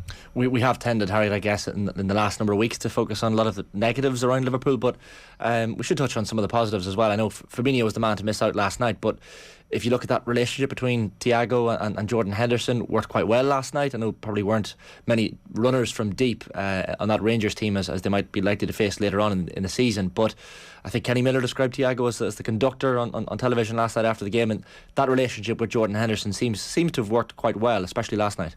Yeah, I really liked them playing a sort of two together. I thought it worked really well with Henderson dropping a little bit deeper and covering, and then Thiago having the freedom to move forward and push on. His vision, you call him, he constructs everything on that pitch. His vision, the way he passes the ball, the things he sees that you can't even see in the stands when you have the benefit of looking from higher up. He's just really, really clever player. And I think at Brighton, he didn't have his best performance. So he'd have been really keen to come back and make sure he can prove that how key he is to this Liverpool side. And last night he showed just that with a really solid performance, and definitely his relationship with Henderson just continues to build. It's just the issue that he isn't fit all the time, so how do we find solutions when Thiago's not available and not in the team, and got to be really careful not to overplay him as well. But having him back is always a huge positive. And interesting, he didn't play Fabinho last night. He was dropped to the bench from the start. I think he probably needed a little bit of a rest, mentally and physically a bit fatigued. So I liked that he took the chance playing that two in midfield and thought it worked well. And Thiago is a special player for sure. We should say defensively, I suppose, as well, Ibrahima Konate and Calvin Ramsey returning to training this week as well, which is hugely positive for Jurgen Klopp to kind of have that little bit of strength and depth where needed. I know Joe Gomez is still there to stand in for Trent. Gomez has had a bit of a hard time as well when he's played, but at least there are signs that Liverpool are getting some men back, and you need that strength and depth across the next couple of weeks. Yeah, there were definitely times in the start of the season when you looked at the substitutes bench and there was just nothing to bring on that would make a real difference or a real impact. And Gomez did have a few difficult games, but there was no one else to step in for him. So definitely really positive that Konate is back, that Ramsey's back in training, that slowly but surely the squad depth is starting to build again, because that's what saw us do so well last season, the fact we had such a depth in the squad and we were able to bring in so many different players and give players a rest. And look, it's not long now until the World Cup, but it's such a busy period before then. So every single one of those players, whether they're involved consistently in the starting 11 or not, is going to be called upon at some point, and it's better to have all of them fit. So hopefully we can keep bringing players back and keep the ones that are fit and stay that way. Nice handy run of fixtures over the next 11 days. It's Arsenal away, it's Rangers away, and then it's Man City at Anfield. Yeah, it's not the not the easiest run, is it? But I think it will be, it'll be enjoyable, and I'm really looking forward to having City at Anfield. I think it will be a really good test. And Arsenal at the weekend, they're on a really good spell of form at the moment. So how will they come up against Liverpool? We tend to do really well against them and get a good result. Will that be the same at the weekend? We'll see. And then Rangers away, thrown in the middle there, so that will be another exciting game. The atmosphere was good last night, and I expect it to be like that next week when we return to Rangers as well. I didn't see any of the post-match press conference. Did he get asked if the 4-2-3-1 is the way of the future, or was that a horses for courses selection last night? They'd done a bit of analysis on Rangers and decided, actually, I want to put all my best attacking players out here and try and get this game killed off early? Or is it likely that he'll go up against Arsenal with the same formation? Yeah, it's really interesting. I haven't heard Klopp speak yet, but I think Trent said that it made it easier to play with that formation. So I wonder if they will have that conversation about whether that is best moving forward. It's unexpected is what I'll say. I think Rangers will have expected to come up against a 4-3-3, will have prepared to play like that. And now moving into the weekend, Arsenal will have to be thinking, okay, what formation are they going to play? And they'll have to sort of adapt their game accordingly. And that's going to be a bit more difficult. The fact that we are that little bit more unpredictable can only benefit us. So I think we might see a bit of a combination between the two moving forward, depending on the opposition and the threats that they pose. But I'd love to see it against Arsenal. I just think it allowed us to create so many more chances, and also we were really good going back, and when we needed to, we had 4 effectively midfielders dropping back to defend. So yeah, it'll be interesting to hear what Klopp said. I've not listened to it quite yet either, so I'll listen to it this morning and then see, but I doubt he'll have given too much away. He likes to keep his cards a bit close to his chest. You mentioned Trent's post-match interview there, Harriet, and interested to gather your views on what Liverpool fans make of Gareth Southgate's spurning, I guess, of Trent from the squad. Like, is it something Liverpool fans are taking personally, like that their boy can't get into the England squad, or is it a case of, well, you know what, maybe if he doesn't make the squad, he can fully focus on Liverpool this season, or what's the take on it? I think the take is mainly that we'll support Trent in whatever happens, and we obviously think that he should be part of that England squad, and we can all see week in, week out, we get to witness, and we're lucky enough to witness the amazing talent that he is. He's had a few difficult weeks, and I think that the pressure of the conversation around him being in the England squad is obviously really difficult to take, and it would be for any young player, and we forget how young he still is, really, I think, because he's been around for so long in that first team. But he's a Champions League winner, he's a Premier League winner, He's got so much experience. He's so talented. The reality is that the style of play that that Southgate, the way he sets up his team just doesn't quite suit the way that Trent fits in. And I think, it'll be really interesting to see if he is part of that squad. But we obviously all think that he should be. But if he's not, then we won't take it too personally. But we'll just support him and be disappointed for him, of course, but support him through that. From an Irish perspective, Harriet, we're kind of looking on at the TV screens and seeing our own Caoimhín Kelleher behind Jurgen Klopp last night. Good to see him back from his 3 months out with a groin injury. I know he probably will be fairly limited to appearances. I know Derby next month in the Carabao Cup is probably on his horizon, but a good boost for not only the Republic of Ireland but also Liverpool to have the option there as well. It's really good to have him back. I actually noticed, I wasn't sure when he was going to be back, and I noticed he was on the bench last night. I was really, really happy with that. I think whenever he's come in and whenever Alisson has had an injury or whenever he has been brought in for the cup games, he's been so impressive. So I'm really happy that he's back in and around the squad, and he'll be learning from some of the best in the game. So yeah, definitely think we'll see him against Derby, if not, probably not any sooner than that. But against Derby, he'll have his opportunity and he'll just continue to build on that experience. Yeah, definitely a really exciting goalkeeper for the future, and happy he's back in and around the squad. Just a final one for me, Harriet. I know that there was a bit of talk in the papers last couple of days about the Jurgen Klopp mural being defaced in the Randolph Street area. I think it was of the city. Is there much talk of that, or I think it was blue paint? We were kind of talking about it briefly. It might have been Everton, but actually maybe Rangers makes more sense. Yeah, maybe either one makes sense, I guess. But was there much talk of this in the city?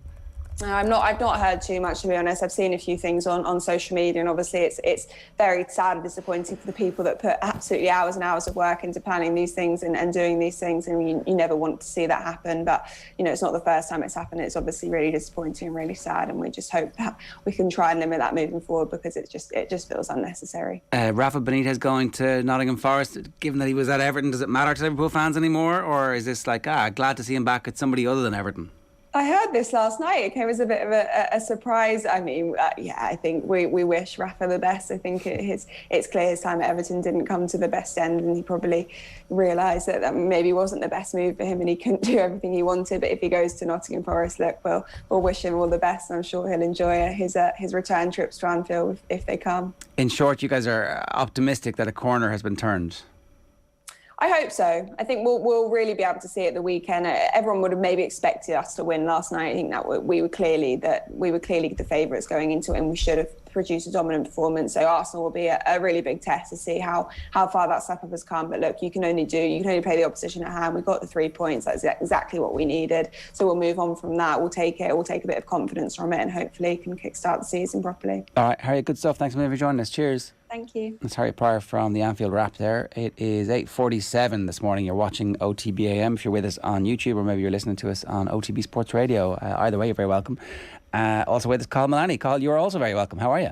Thank you very much. I'm very well. How are you? What's going on? Lots going on. Enjoyed the Champions League last night. Alan McGregor played well, by the way. Jesus. He was very good. For him, it would have been 6 or 7. It would have, yeah. The save from Salah was the second half.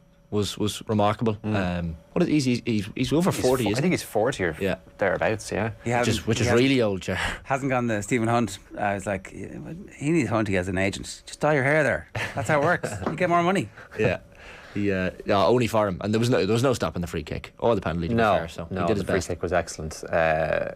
Liverpool played really well in the first half. I thought Rangers were limited enough in what they offered going the other way, particularly in the first half, and Liverpool really could have been out of sight at half time. But McGregor I thought Núñez was he could have really done with a goal for his confidence. McGregor made a couple of decent stops from him as well, but I think Liverpool looked quite good.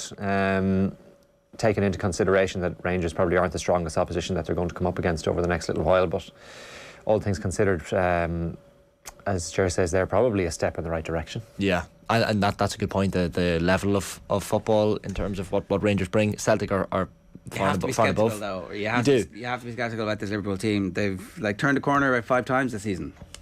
Well, if they're to lose, let's look at them in 3 games' time. If they lose to Arsenal and City but beat Rangers in between, they're in the same. They're in the doldrums a bit. Like that, in terms of the league position, losing to Arsenal and losing to City won't be good. Both of which are quite likely results given how Arsenal and City are playing at the minute. So I'd be concerned as a Liverpool fan based on the next couple of games in the league that they have upcoming. So yeah, as you said, Ger, not an easy couple of weeks for Liverpool. What else, Carl? Well, elsewhere in the Champions League last night, Spurs played out a 0-0 draw They were in action against Eintracht Frankfurt in Germany, had plenty of chances but failed to break the deadlock there. Sporting are top of Spurs group after a 4-1 win over Marseille. We mentioned Liverpool's 2-0 win over Rangers, and Napoli out in front in Group A. They beat Ajax by 6-1 last night. This evening, Celtic in action in Germany as well. They take on RB Leipzig. Kick-off for that one is a little bit earlier at 5:45. Elsewhere in that group, Real Madrid host Shakhtar Donetsk from 8.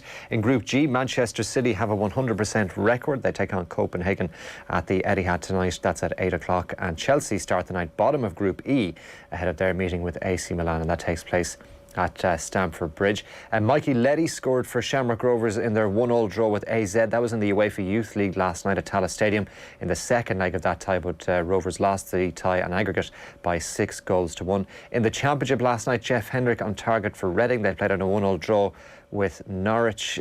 Sheffield United, meanwhile, remain top of the table despite losing 1-0 to QPR. Burnley among the teams in action tonight. They take on Stoke.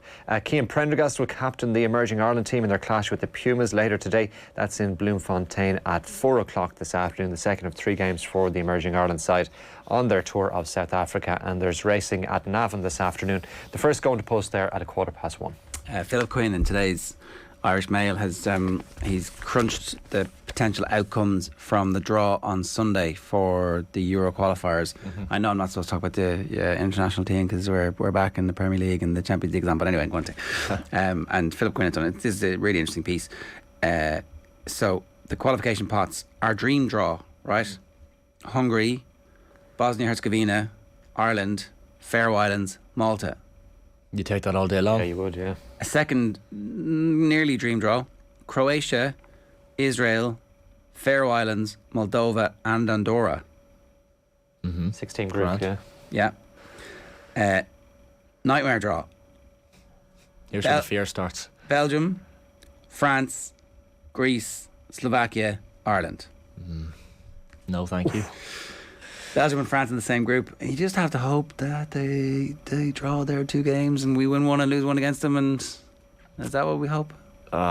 Like if you have a double header in the international window there against De Bruyne one week and Mbappe the next week, you're starting to question everything. You're starting to question. I mean, Stephen's time in charge might struggle. The results business. We've struggled against teams of lower calibre. We do well. We rattled France under Martin O'Neill. Why wouldn't we? Why wouldn't we do the same thing again?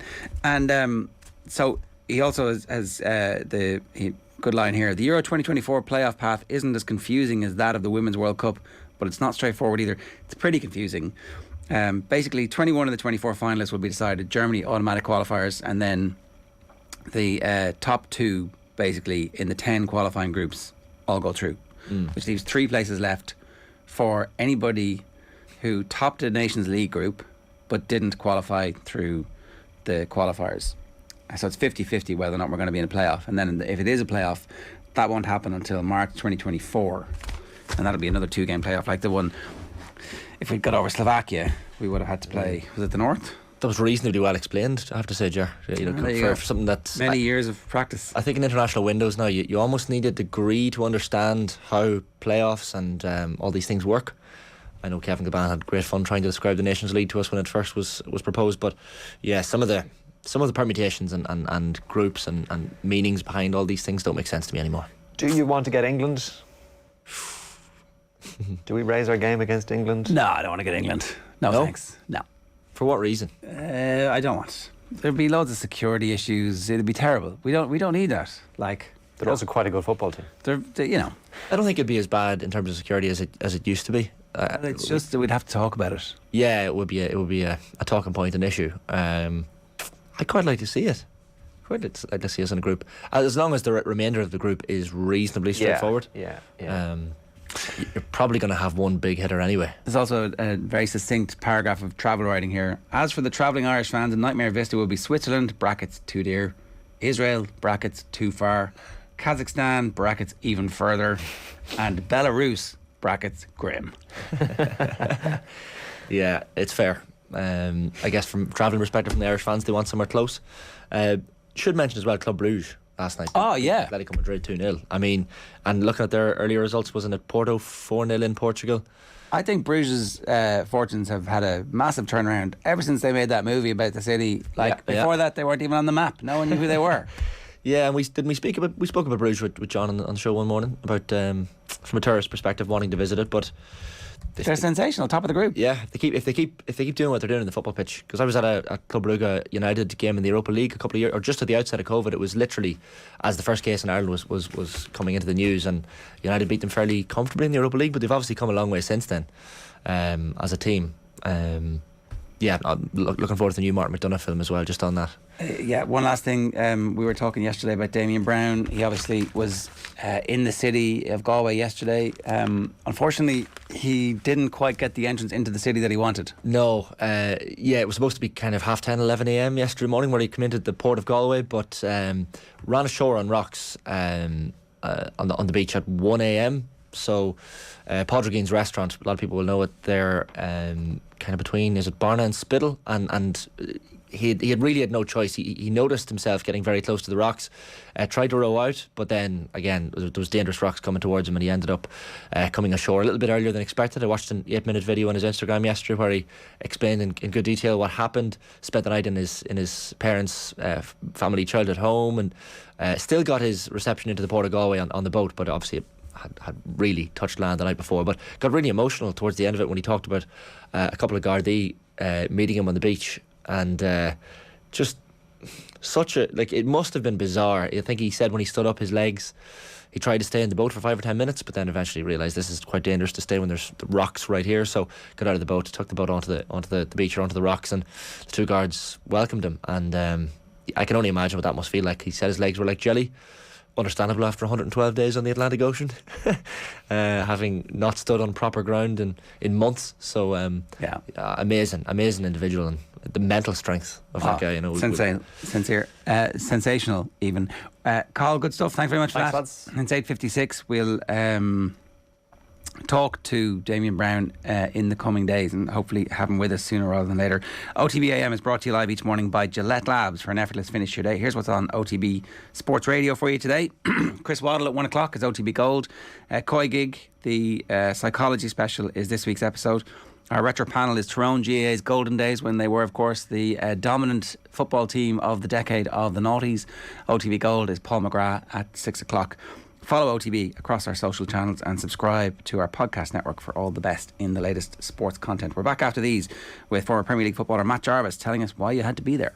OTB AM on OTB Sports Radio, Ireland's first and only sports radio station. OTB Sports Rugby. It was probably one of the most disappointing games of rugby I've watched Munster play in a long time. The just handling errors, the errors at line out time was just not acceptable for these guys coming back in. At the end of the day, they're senior players. They should be able to take that step up. Subscribe to the rugby stream on the OTB Sports app now.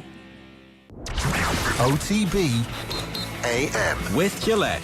Get into your flow with the new Gillette Labs Razor with exfoliating bar. It's so unexpected. It's one of those you had to be there moments. You had to be there. It subsequently genuinely did change everything about my life. You had to be there. Right, I'm delighted to say Matt Jarvis is with us for this week's episode of You Had to Be There. Matt, how are you? I'm very well, thank you. Yeah, thanks for having me on. You have seen some stuff in your time. This is an amazing list. Was it difficult for you to narrow down? Yeah. There is a fair, but you sort of lose how much you've seen and what you've done. So you then have to try and piece together bits and pieces that you can remember that stick out. So yeah, I've got 5 good ones. Really, really 5 sensational ones. So let's get into them. I think in chronological order, am I right? David Beckham is the first one. That is correct. I'm sure you've had this one many a time, but just one of them things. I grew up a Man United fan, so to be able to go to Old Trafford as a kid, to watch David Beckham play for England, score that goal against Greece, and it gives me tingles now. It was the importance. He'd set up the goal for Sheringham, who'd just come on to score, to then score, and it was like the 92nd minute. I think it was 92nd and a half minute, and the importance of that goal and just the whole atmosphere in the stadium. It was just incredible. It's so hard to replicate something like that.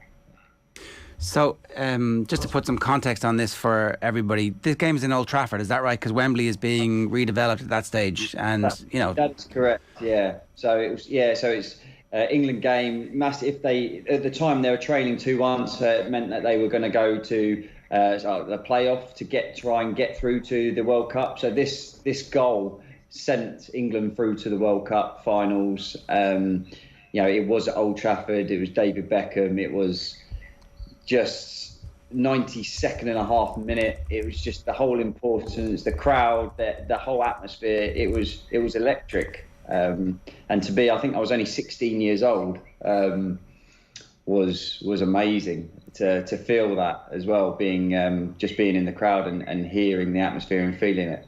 It's funny, Matt, like we were talking earlier about Trent Alexander-Arnold's free kick last night, and you kind of could sense from his face before he struck it that he was confident and that it was probably going to hit the back of the net.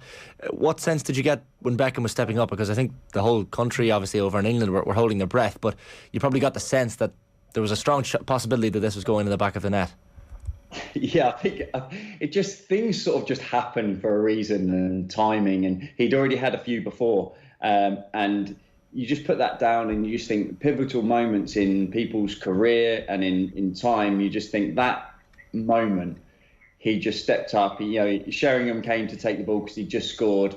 And he just was like, no, this is mine. And you could just, everyone walked away. He stood there, did his usual, breathe, did his walk up, run up, stand there waiting. And then just as he run up and hit it, I still get tingles now actually thinking about it. It was so good to be able to see that happen, but it's just the importance of the game as well and everything that goes into context with it. It was an incredible experience. It was how circular a moment it was too, because you said you were 16, Matt, so you would have been probably 13 at the outset of secondary school 3 years previous when Beckham was the villain in the 98 World Cup with the kick against Simeone. So it was almost like this moment of relief and reprieve for David Beckham, that this was the end of all the vitriol and hate directed towards him a few years earlier. 100%, yeah. As you say, I think wrongly he got crucified really for what happened.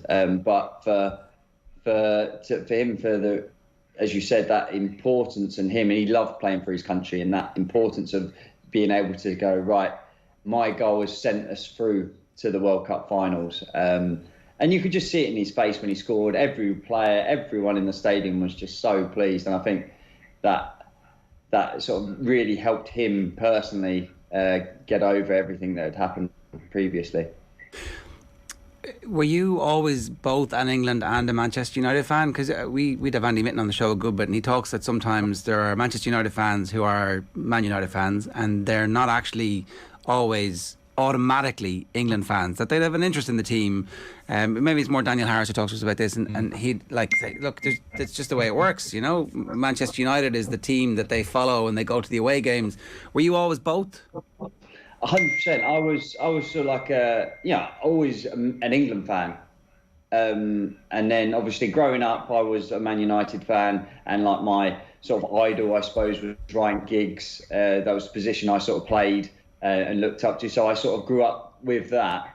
But it gets slightly different when you then start playing against them, and you sort of not lose the fan of you, but it's more important for your team to beat them rather than them to do well. So you sort of lose that. So I've always been an England fan to start with, out and out, and then obviously growing up, Man United was my team. And as a matter of interest, whose results do you look for first on a Saturday or Sunday? Do you know what? It's very different. I would probably say that I would look for Man United's, but then it's all my previous clubs that I would look for. So it's a very close one. But I'd probably say, well, not at the moment anyway. I wouldn't be watching United results at the moment. Beckham, obviously one of the great free kick takers of all time. Matt, who would be number one in terms of the free kick takers you played against or played with yourself? Well, just because it's fresh in my mind, I think James Maddison. He scored the other night against Nottingham Forest, his free kick. He's a special player and a special free kick taker. for sure.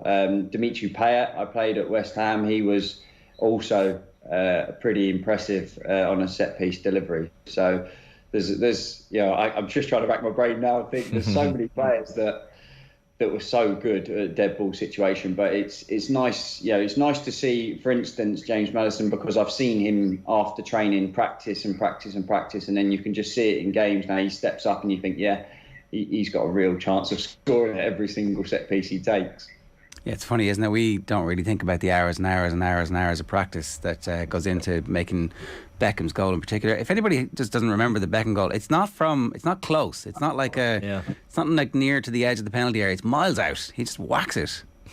Yeah, it's one of them that you just expect it, I think, even though it should never, it is, you say it's too far out, but it's sort of central in the pitch as well. It's outside the box, it's central, it's one that he's bent it sort of over the wall, but then towards the top left-hand corner. So it's the keeper's thinks he's going the other way to the keeper's side, and it just goes into the opposite corner, and he doesn't even dive. It's something that you would spend hours and hours practicing, but even in that situation, the pressure of it and everything about that free kick, that moment is down to hours and hours of practice. But it was a peach of a curl over the ball into the far corner. I think the Alan Green commentary on BBC Radio 5 Live was fairly famous as well at the time. I know it, obviously the TV commentary as well, but I think there was a video a couple of years ago when the 20th anniversary was happening, or last year, where Beckham said he appeared in the video on Instagram to be listening to the commentary for the first ever time. All right. Of course, it could have been set up for social media purposes, but it's funny, Matt, how commentary for a big moment like that adds so much weight to it. It's kind of like the Aguero thing or Solskjaer. You remember the moment so much more because of good commentary. Yeah, I couldn't agree more. Yeah, it makes it, even if you're watching the game, or even if you play it back now and you say about the Aguero, that's exactly it. That's as famous as the goal, because everyone knows it. Everyone goes, Aguero! And you just can instantly picture yourself where you were or what you were doing at that particular moment. It's really iconic. Let's move on. Aaron Lennon in an FA Youth Cup game. So I expect there wasn't a huge crowd at this. This is for Gillingham against Leeds. Yes. So this, it was the first year. So when you go into the youth team at an academy, you play in the FA Youth Cup. And my first year, so you actually play the year up, because you have the 2 years of YTS, it used to be called. So you played the year up the first year. So our draw, we got Leeds away. So we played at Ellen Road. And you look through the team sheet, and now, anyway, you can look back, and there was like Aaron Lennon, James Milne, I think there was Kilgallen, there was someone else as well. But at the time, you didn't really know these players. And Aaron Lennon, I mean, we lost 4-0. I think I played right back with my right back. I was supposed to be playing, as a winger, but we literally defended the whole time. He scored a hat-trick, hit the bar and hit the post. And it was just devastating. At that age, I think we were 16. He was just so good, streaks ahead. He was so quick, and obviously was had 3 decent finishes. And then it was just, it was a massive eye opener to see how good these other players were at the same age as you. Well, you say you were 16 because we just googled the match report, and it turns out he was only 15 at that point for Leeds. He was obviously playing up as well. So even like a year behind you guys in development, he was still running the game from the left wing, or was it the right wing? Did you say the right wing? He was right wing. Yeah. Do you follow his career as a result of that then, from that point on? Yeah, definitely. I mean, I was fortunate. I played against him many times, and I was probably still defending with, at the time I moved over to the left, so I was playing left back with my left back to try and defend him. But you do look at their careers, because you pick it out and you think, wow, he was impressive. And then you just follow and you think, oh yeah, he has developed, he's continued his process, and he's still playing now. And it was one of them that you knew what he was going to do, but you could just never stop him. He would be on the right, he would shift it a little bit, and then just open it up onto his right hand side, knock it down the line. And you knew he was going to do that, but you just couldn't get near him. He was so quick, so sharp. and he destroyed fullbacks for years. Pretty good. The thing about Milner in that team is he basically plays a few more games and then straight into the first team, and then that's the start of his career as an adult. Do you remember Milner at all from that game? I do. I mean, I picked out Lennon because he scored a hat-trick and hit the bar and hit the post, but Milner was exceptional. He run the show in that game, literally run the show. It was, I gave it to Aaron Lennon because of the goals and assists. But if you're looking on a whole round performance, James Milner was there. He was everywhere. He literally he epitomised what you would want from a young lad. His energy, his passing, his defensive, his leadership, and you could easily have said that at that moment in time you would be putting him in, you could never envisage his career as it's been, but you would say, okay, yeah, he's got a real chance. So you follow both of their careers because they were both very similar as well. Even though Milner sort of played in that game, I think he was more central. They both went to the wings as they went into the first team, and then you see they're very different players, but both very adaptable in the way that they played. So it was it was able to follow both their careers with huge relating back to that game, going, wow, yeah, they destroyed us. Milner, Matt, is just a definition of a professional. If you're to listen to the accounts of all his teammates and managers across the years, is that something that I know you only would have obviously played against him at that age, but at 15, 16, is that something that's fairly obvious from that point straight away? You can tell that the players at that age who are going to go on and become the leaders. You can, yes. It's all about attitude. It's all about commitment. The sacrifice that you would make. He was definitely going to be one of them that wouldn't have been going out with his mates and doing everything that normal people at 15, 16 were doing. You would be the ones that would be staying extra at training. You would be working on your game. You'd be thinking about other things, as in your roles, where you're supposed to be on the pitch. You'd be watching videos, that sort of thing, even at that age. And he would have been so close to the first team, as you said. So he would have been watching the older pros at that time. Leeds had they were incredible in the first team as well. So he had that opportunity to learn very quickly. But there's a lot of distractions at that age, so you do have to keep focused. And he was definitely, as you said, professionalism. He's got that. If you could build a person that you would want to play football and have that mentality and everything, that's James Milner. Do you have any recollection of Andy Keogh? I just looking at the team, the Leeds team there, and Andy was obviously went on to make. Just looking here, 30 Irish caps as well at senior level, and I think he was in Australia towards the tail end of his career. But he was a teammate of mine at Wolves. Right, for years. Incredible player. We won the championship, and he was a massive part of that. His link play between midfield and striker, because he scored some very important goals, but it was the unselfishness, running and closing down and creating space for others in our team at that time, and the link play, as I said, he was great for that. And he's had an exceptional career, and he's only just retired, hasn't he? I think last year. So I still speak to Andy every now and again. He's a top guy. You've got the Brazilian Ronaldo next for Real Madrid against Manchester United in the Champions League quarter-final in 2003. So despite the fact you're on the books of Gillingham, you're still going to Old Trafford, still a Manchester United fan, still going to games. Yeah, I mean, don't get me wrong, I'm not one of them that has been every game, no. It was a long way from me. I was down in Guildford, so I was one of them, Surrey, Southern Man United fans. So it wasn't one of them that I would be going week in, week out. But it was just that game, seeing Ronaldo, he's... if you talk to anyone about that was a bit older that watched him or has watched any videos or been around with him, he was different to anyone that you've seen as a centre forward. His pace, his strength, his dribbling, the composure of finishing any sort of chance.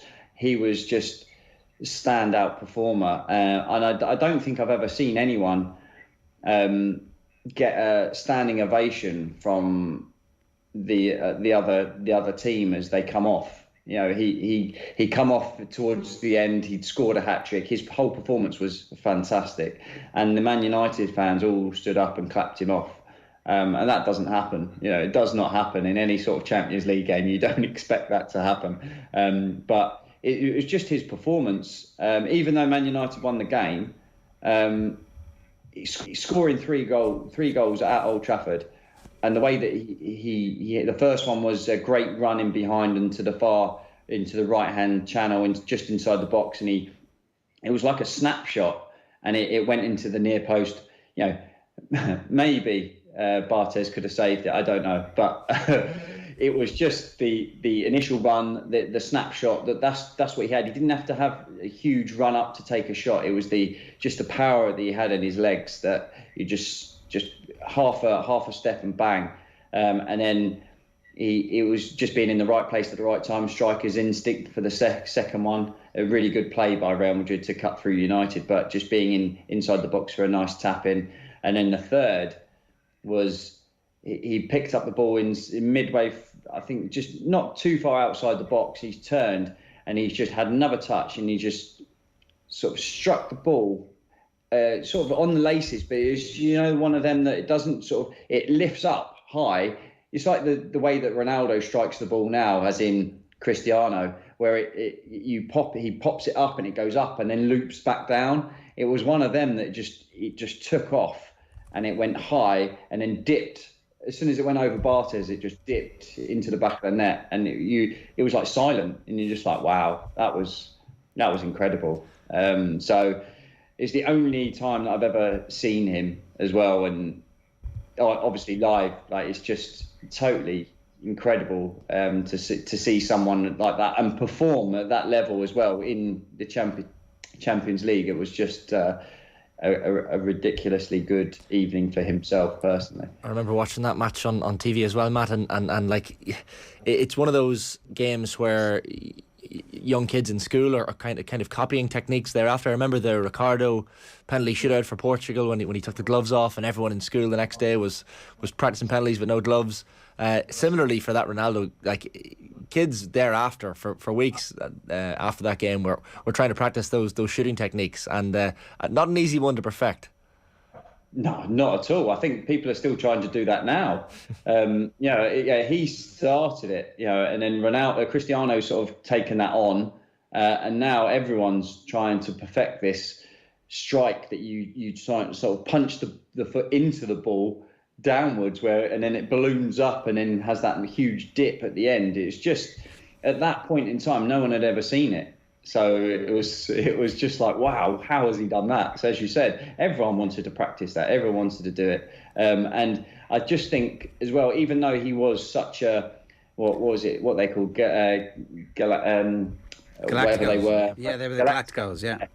Yeah. He raised that up then, and then obviously you see then Beckham arriving there a bit later as well, and he raised that Ronaldo. He really did for what he was about as a striker, and he was then big moments in games and playing at the highest level. He was that, and he could just switch it on and you just leave you. He was so good. The step overs, and the guy used to love going around a keeper as well. I don't know he used to go up one-on-one with a keeper. They would just fall down. He would step over and go the other way.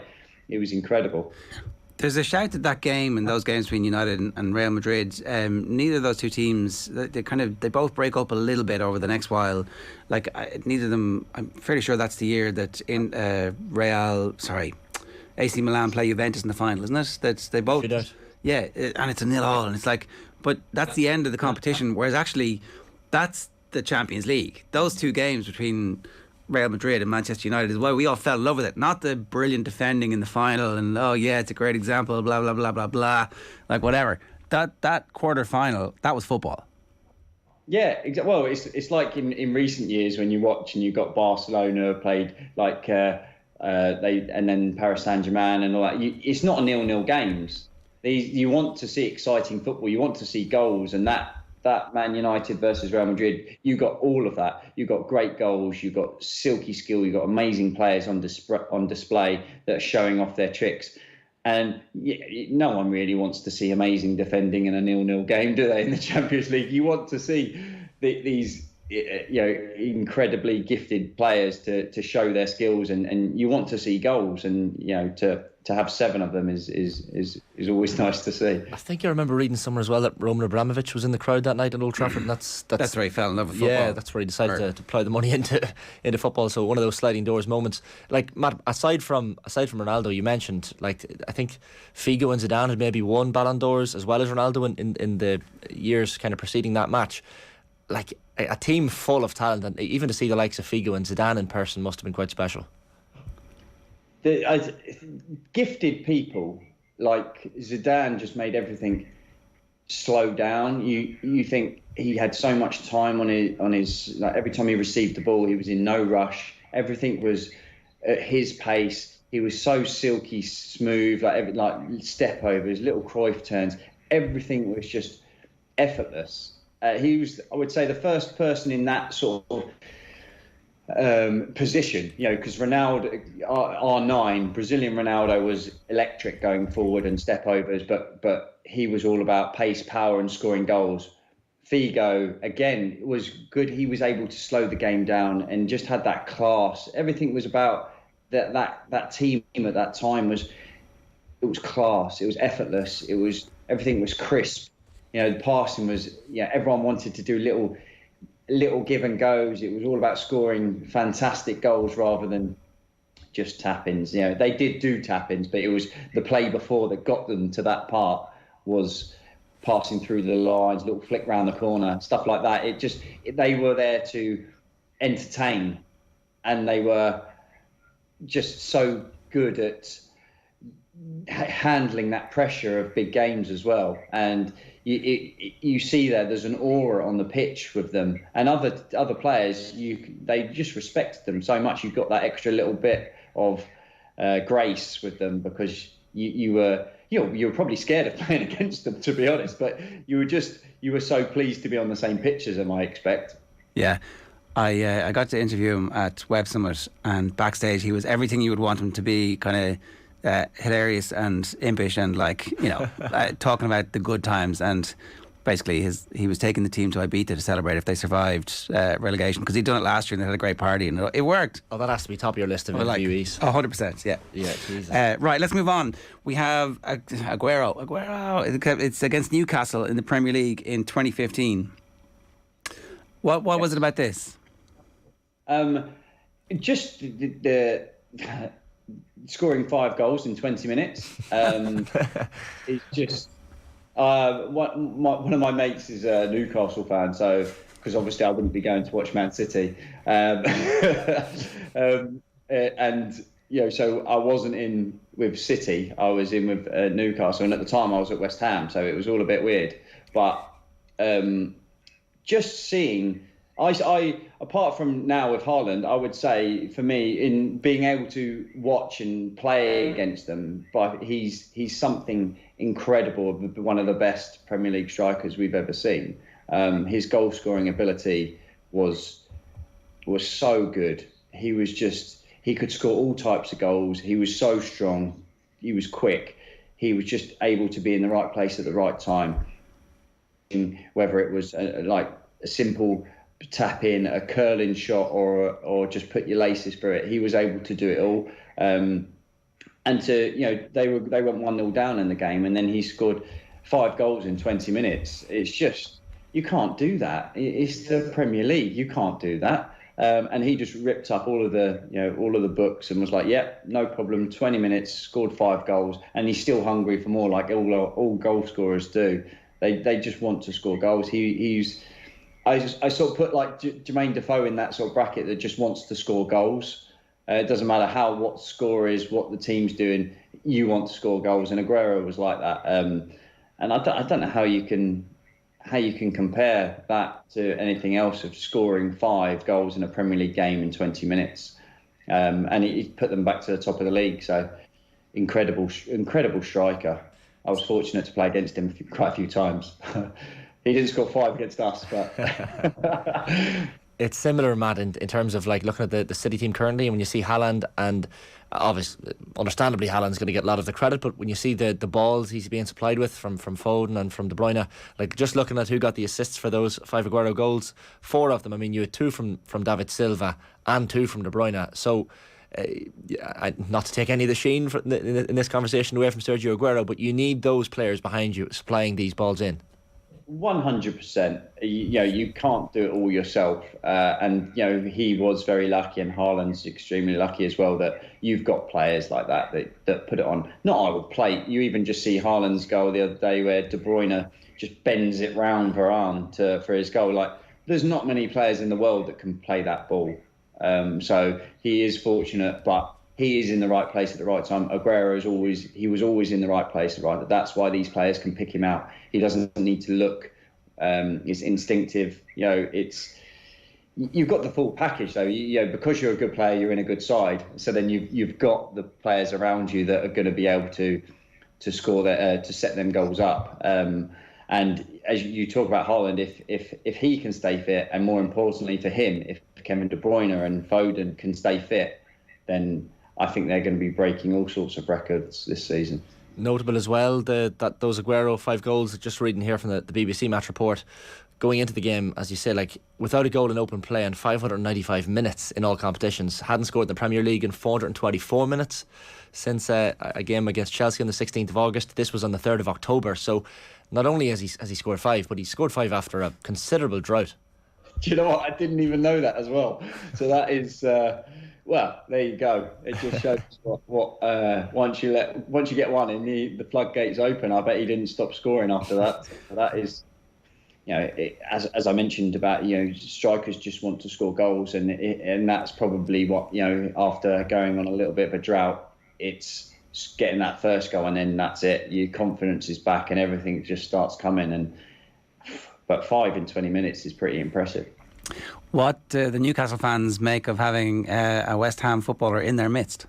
They didn't see me. Right? Hood up. They don't see me in there. No, I was under the radar. It was only for my mate who's a Newcastle fan that I was there, really. In the corporate box, Matt? Yeah, exactly, yeah. No, unfortunately I was not, no. One last thing, you picked him playing in a match that you weren't playing in. I don't know if you're an NFL fan, but there was great footage this week from the previous Super Bowl where the Kansas City Chiefs were up against Tampa Bay Buccaneers, and the wide receivers for the Buccaneers were looking over at Patrick Mahomes going, this guy's a magician, how did he do that? I can't believe it. Are there times when you're on the field against players and you're like, I cannot believe he's doing this to us, that's special? Yeah, there's so many that I can think of, but one that sticks out in my mind was it was the first year I was at Wolves. We got promoted and we went into the Premier League, and we played Chelsea at Stamford Bridge. And after about 5 minutes, I was chasing, and I mean chasing, I was sprinting at that. Your first few games in the Premier League, you're sprinting around everywhere. The ball was with Ashley Cole. He passed it into William, who passed it into Hazard, who passed it to Juan Mata. And you're like, I couldn't get near any of them. They were flipping it around a corner, stopping it, shifting it. William does that, stops the ball and shakes his right leg a little bit and then good moves. And you just couldn't get anywhere near him. And Juan Mata, he was so good. And at that point, I was just like, wow, this is like welcome to the Premier League. It was so good. They were so good. But it's them games that sort of make you want to improve and make you want to be like them. So you sort of just try and take it on board. It was a huge eye-opener. The last one you have here is actually in Dublin. It's Leo Messi against Celtic in a pre-season friendly at the Aviva. What stuck out about this for you? I put this in because it wasn't because he scored 6-7 goals. It was because it's the first time that I'd ever seen him play live. And he is, arguably, I'm a Ronaldo fan, but arguably them two, you're not going to see anything like that really of what he's done for the game and what he actually does in the game ever again. Kevin De Bruyne will come close, and Haaland and Mbappe, but what he has done is just incredible. And it was a pre-season friendly. He could have just strolled around, but what he does is the way he controls the ball, the way he controls the game. I needed to get him in somewhere. I would have loved to have said the Atletico Madrid goal that he scored, but obviously I was not there. But that it was just mind blowing sitting and watching. We weren't competing in that thing. We just went to the game because we were out there on pre-season as well, and just watching him, he was just so. He makes it, like I said about Zidane, he makes it effortless. He glides with the ball. He just shimmies and people just drop and he goes the other way. And he was so good. And I think that is, I say when he was in his peak. I mean, he's been in his peak for about 20 years, it seems. But he really was, like, everyone was fine. Suarez was there. It was a really good Barcelona squad. Although they didn't all play on that day, it was just so nice to watch him in pre-season and see the way that he goes around the pitch and what he brings to that team. I suppose he led everything. Everything went through him. Everyone was just giving him the ball, and he was a delight to watch. Tell me, did everybody go? Did everybody get tickets? Were you kind of a ringleader going, listen, Messi's playing, we should go and see this? No, I think there was quite a few. I don't know. I think it was the whole team went. Right. And we just sat there. I mean, he'd come off after about 60 minutes, but it was just, in pre-season of things to do. Oh, Barcelona are playing Celtic. You're like, okay, yeah, I'll go to that. Yeah, that seems like a good idea. And yeah, it's just when you get that opportunity to go and watch someone like that play, you've got to take it. And I'm very pleased that I did. Taking those things off your sporting bucket list is so important, and getting to see Messi, that's something I want to take off before he retires inevitably. Like we have this conversation quite often, Matt, on the show, in terms of things you want to see in a sporting sense. Like people talk about whether it's the Monaco Grand Prix or an NFL game in London or whatever it might be. Do you have anything more that you want to tick off over the coming 5-10 years in terms of sporting bucket list? I guess events.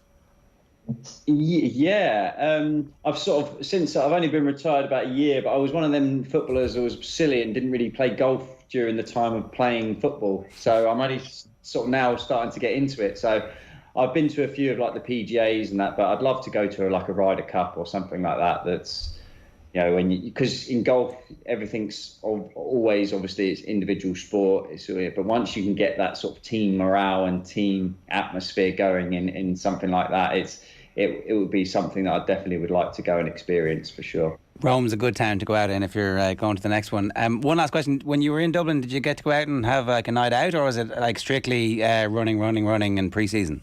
How can you not go out? I was going to ask, is that the X-rated after dark stories that we'll have to get you over for to tell properly? 100%. I mean, we've been to Dublin many times on pre-season in all different clubs, and I've been to Dublin more than I can remember for Christmas dues and all sorts. Is probably up there with one of the best places I've ever been for that sort of evening. It's nothing better than live music and a squad of players all together. Is pretty impressive. Matt, we are suckers for a bit of buttering up here, so you say all the right things. That's a great episode. You had to be there. Thanks so much for sharing your time with us, Matt. Cheers. Pleasure. It's so unexpected. It's one of those you had to be there moments. You had to be there. It subsequently genuinely did change everything about my life. You had to be there. We are going to be back tomorrow morning, where we'll be joined by journalist Mark Wilson to reflect on Celtic's night in the Champions League. Offaly legend Johnny Pilkington's going to join us on the line as well. Always great to speak to him. We'll be talking with Irish sprinting superstar Israel Olatunde and much more besides. Right now, if you want to get up to date on how the Brazilian presidential election is using football, in particular the current Brazilian president is using football to try and further his aims, no better man than Tim Vickery on the planet to talk to explain it. Here he is in conversation with Joe Malloy. Enjoy. See you tomorrow. In the meantime, Mr. Tim Vickery waiting patiently. Hello, Tim. Very good evening to you. How are you doing, Joe? Yeah, great. Thank you. All is good here. So I suspect, well, certainly in Dublin, I'm not sure about other parts of the country, but certainly in Dublin, people here noted the queues of Brazilians making a huge effort in 3-4 hour queues to vote in the presidential election from afar. And think we saw the passion of lots of Brazilians over here. In the main, I would think, to get the great imposter that is Jair Bolsonaro out of office. So this has been an acrimonious presidential race, and it will go to a second round. We had 48.3% to former President Luiz Inácio Lula da Silva. Bolsonaro got a better than expected, Tim, 43.3%, so we're going to have a runoff? Yeah, and that better than expected is depending on who you're listening to. This was a result that frustrated both sides. The established opinion polls had Lula perhaps, just perhaps, getting close to the 50% plus that he needed to win on the first round. So the established opinion polls weren't far off with Lula, but they very clearly underestimated the support for Bolsonaro, which they had in the late 30s and was 5 or 6 percentage points higher. So that was a frustration for the Lula campaign, although his victory in the first round always looked more possible than probable. But the Bolsonaro team had consistently poured scorn on these established opinion polls, and their expectations were, I think, wider of the mark, because they honestly expected that they would win on the first round with maybe up to 60% of the votes. Now, ever since Brazil has had re-election in the mid-90s, every sitting president has always been re-elected. So for the sitting president to lose by a massive margin, by 5 percentage points, by 6 million votes, it is an illustration, I think, of the ability of Lula to connect with the masses. Because broadly, Bolsonaro's far right did very well. A number of his former ministers and so on were elected for different positions. And you can't think of any other candidate from the left who would have been able to beat Bolsonaro, let alone by such a wide margin on the first round. That's why Lula is still the candidate. The left is unable to look beyond him because he is the only one they've got who has an appeal both to new ultra-modern Brazil and to the masses who are not living metropolitan lives. That straddle, that divide, is not one that any other left-wing politician could manage. Okay, and he was president 2003 to 2010. There is, by the way, I hasten to add before someone texts in, there is a footballing aspect to this, but we'll get to that in just a moment. Remind us briefly, because Bolsonaro has come up at various points in our conversations over the years, and I suspect the vast majority of people are very aware of Bolsonaro and what he represents. But for those only vaguely aware, this is one of the great charlatans of political office. Well, he is a far-right politician whose slogan is the slogan of 1930s fascism. It's God, the country, the family. His programme, his conservative agenda, is based on arming the population in the name of freedom and based on the primacy of the individual, especially if that individual is white, heterosexual, male, over the collective. And that had an enormous effect on the government's response to the COVID pandemic, because I think the COVID pandemic is something that shows the basic nature of the human being very, very clearly. We are a social being. We're a collaborative being. And it was as a result, it was extremely hard for him to even want to deal with a collective response. And he will fight on the second round on his record in during the COVID pandemic, in the fact that he struggles so hard to keep the economy open, and never mind the death toll, because the death toll in Brazil is horrific. And he himself, in March of 2020, he said the death toll wouldn't reach 800. In December of 2020, when the death toll was around 190,000, he said that the pandemic was right at the end. Well, the death toll is around 680,000 and still rising, although rising slowly. And right until the end, they don't seem to have been interested in vaccines. Brazil could have vaccinated earlier. Brazil has a wonderful vaccination system, historically very, very efficient. But they were slow off the mark. And I think had he handled COVID better. Had it not been so grotesquely mishandled, I think he would have been elected on the first round. So the footballing aspect is interesting on a few fronts.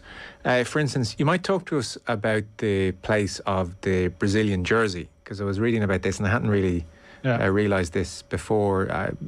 Bolsonaro nobody will be surprised to hear, based on what you've told us thus far, made a point of really claiming the Brazilian flag as part of his campaign trail and claiming the famous yellow Brazilian football jersey. And it became synonymous with him in his campaign in many ways, to the extent that I was reading, and this is an extraordinary thing when you consider, I think, the love worldwide for the Brazilian jersey, not just in Brazil. 1 in 5 Brazilians, I read, say they wouldn't wear the Brazil shirt today for political reasons. And Nike have said they would permit buyers to put Bolsonaro or Lula's name, interestingly, but Bolsonaro's name or Lula's name on the back of a Brazilian jersey. So it's kind of amazing the way the Brazilian shirt has found itself wangled into all of this. Yeah, this started in 2013 with those demonstrations against, well, it started off in Sao Paulo about transport, but ended up very focused against the government spending on the Confederations Cup. And they were mass, spontaneous demonstrations that actually started from the left. It was the left who were first involved, the left claiming the right to free public transport. Millions took to the streets, and lots of them were wearing yellow, which at that point had no fixed political connotation, left or right. But a slogan that emerged from those demonstrations was, "My political party is Brazil." Now, that is a profoundly dangerous anti-democratic thought, because in order to have a democracy, you must have political parties. You must have a plurality of views. If not, then democracy doesn't exist. And from then on, it was so easy for the right, because the right always, in any situation, has a kind of claim on nationalism. So from that point, the right started to claim the yellow shirt as its own. And in subsequent years, it's been hugely associated with Bolsonaro. In recent times, if you see someone with a yellow shirt, it's pretty much clear that they are a supporter of Bolsonaro. We are seeing pushback now. And on Sunday in the elections, I saw plenty of people with the yellow shirt with Lula written on it as an attempt to push back. If Lula wins the runoff on October the 30th, then it's possible that the yellow shirt could be universalized as a way to try to heal. If Bolsonaro wins on the 30th, I think that's less likely, because I think the large minority of the country that hasn't voted for Bolsonaro, if that's the way that it pans out, will feel uncomfortable with the yellow shirt, which is extraordinary for World Cup year, because supporting Brazil in the World Cup is the most significant patriotic act of a nation, and it belongs to everyone. So if there is a Bolsonaro win, which I wouldn't rule out, then it'll be very interesting to see how many people who haven't voted him will feel comfortable with the yellow shirt. It is extraordinary in a World Cup year for this to have happened, and there is a certain political genius in claiming the beloved yellow jersey the way they did. Yeah. Oh yes, yeah. He's very smart, and he doesn't make a habit of losing elections. While he was in opposition, he railed against welfare payments. Welfare payments, these kind of welfare transferences of income, were the dictatorship of the proletariat. During the pandemic, he didn't want to do them. He was forced by Congress into doing them. And he seized their popularity, and he's subsequently taken credit for them. And now one of the huge planks of his re-election campaign is welfare payments, and he's brought forward the date of this month's welfare payments in order to help his campaign at the end of the month. Well, only an idiot has actual policies, Tim. We know that. I mean, don't be so naive about that kind of business. So, look, in some ways, this next question is a touch naive as well, because tens of millions of Brazilians have voted for Bolsonaro. So to hone in on just a couple of footballers is odd. But, for instance, Neymar released a video very much supporting Bolsonaro. I was reading the likes of Ronaldinho, Rivaldo, Lucas Moura, and I'm sure many, many others are prone to being Bolsonaro fans. Any particular reason? Has he made a point of trying to charm them and meet them personally, or is it just that, well, look, law of averages means that some will support Bolsonaro? Yeah, Felipe Melo as well, who played the 2010 World Cup. There are a couple that are more problematic for the Bolsonaro government. Robinho has reappeared on social media for the first time in months and months and months.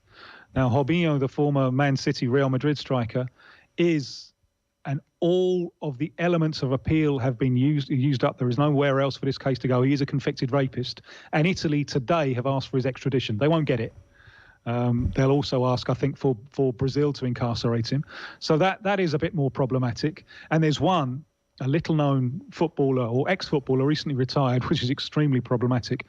A fellow called Fabrizio Mannini, let him live in shame, who went to social media after the elections and said that Bolsonaro supporters like himself should get in their cars and run down homeless people begging in the streets because the country can no longer sustain these worms. He deleted this post, but that shows you the more ugly side of this movement. Now, and it is a little bit unfair to home in on Neymar and so on. Everyone has the right to vote for who they want to. Although once you make that vote public, you are open to questioning, can you justify this vote? But why is it happening? It's a question that I receive all the time. Why are the footballers supporting the far right? And my answer is that this no longer appears far right in the Brazilian context. This God, country, family. Thiago Silva didn't mention Bolsonaro, but he put that slogan on his social media on the day of the election. This is utterly, utterly normal. It shows where the political debate has gone. It's become normalised. And I think, if I can just take this a little bit wider, there's an international point to be made here about where the left stands in a context of deindustrialisation. And Brazil has gone through a context of deindustrialisation, because when you no longer have a strong trade union movement, it's very hard to get alternative narratives out in society. And let's look at the UK election in 2019 and the red wall, all of those former solid Labour seats that went to the Conservatives. What was the mechanism used? In the absence of a trade union movement, it was nationalism. In Brazil, you have the power of nationalism. We've talked about the use of the flag and the yellow shirt, but also fundamentally, you have the power of evangelical Christianity. And there has been a huge campaign, not by all, but by segments of evangelical Christianity, which is a hugely growing force in Brazil and does some good. It offers a support structure, especially for poor migrants on the peripheries of the big city. But there also is a political project there with evangelical Christianity. One of the big evangelical churches published a thing recently saying it is incompatible to be on the left and be a Christian. That the type of evangelical Christianity is rugged, individualistic solutions, always the individualistic solution. It's very, very similar to the movements in the United States. And it's this kind of environment that these footballers that you mentioned, they have grown up in an environment of evangelical Christianity. And it's amazing the force that this has. I mean, Lula at the moment is trying to strengthen his religious credentials. And Lula, and you cannot be a candidate for president and be in favour of abortion. That one's gone. And sometimes, certainly in the last couple of days, I'm feeling a little bit like your candidate from the Middle Ages, because on the Lula team, they had to put out a statement last night denying that Lula is a Satanist, because there's all social media things that the far right do very well to this end, that Lula is a demon. On the other hand, Bolsonaro has had a very, very bad day, it seems, today, because a video has come out of Bolsonaro giving a speech in a Freemasons lodge.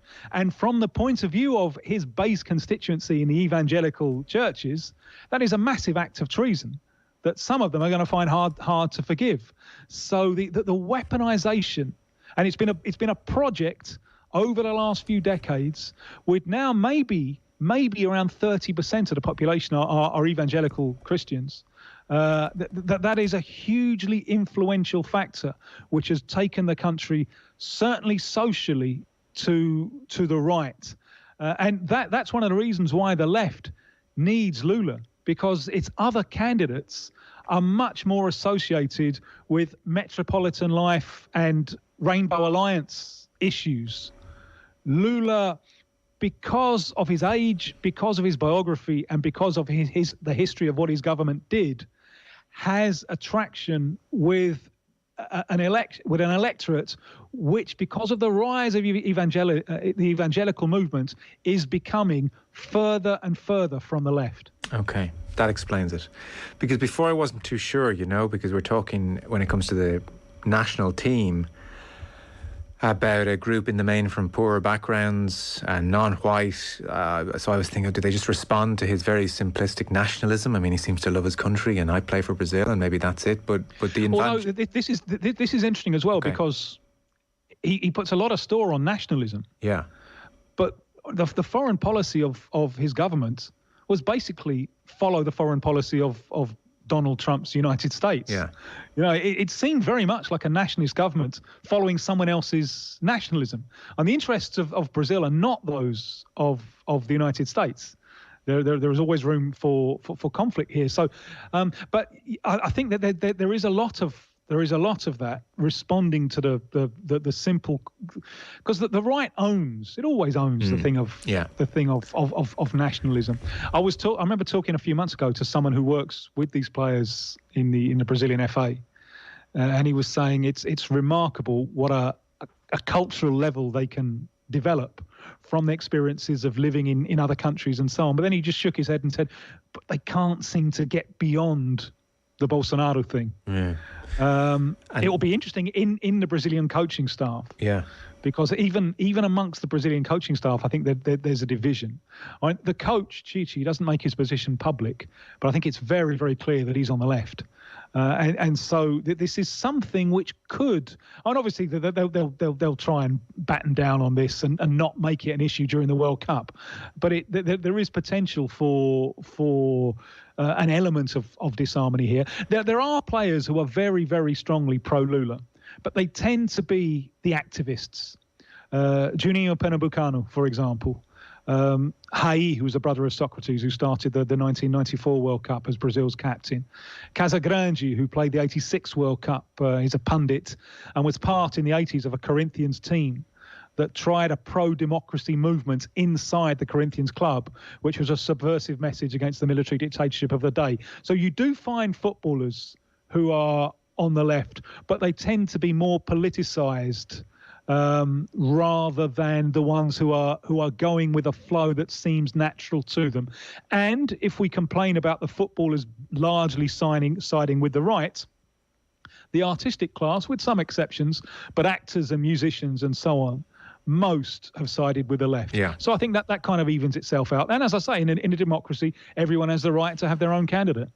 But just as you were talking about the evangelical Christianity angle to this whole thing, I mean, there is no more overt display in world sport of devotion to Christianity than the Brazilian national team. You think when they win big tournaments, the "We Belong to Jesus" or "I Love Jesus" t-shirts come out, and Kaká in his Milan jersey, but you Google image, you see t-shirts "I Belong to Jesus." Neymar puts on headbands in a Brazil jersey, 100% Jesus. So there are very few teams actually in world sport that are as publicly devout. Brazilian religiosity continually confuses me, because we've been talking about its importance, and its importance certainly politically, but it's also very much a convenience faith.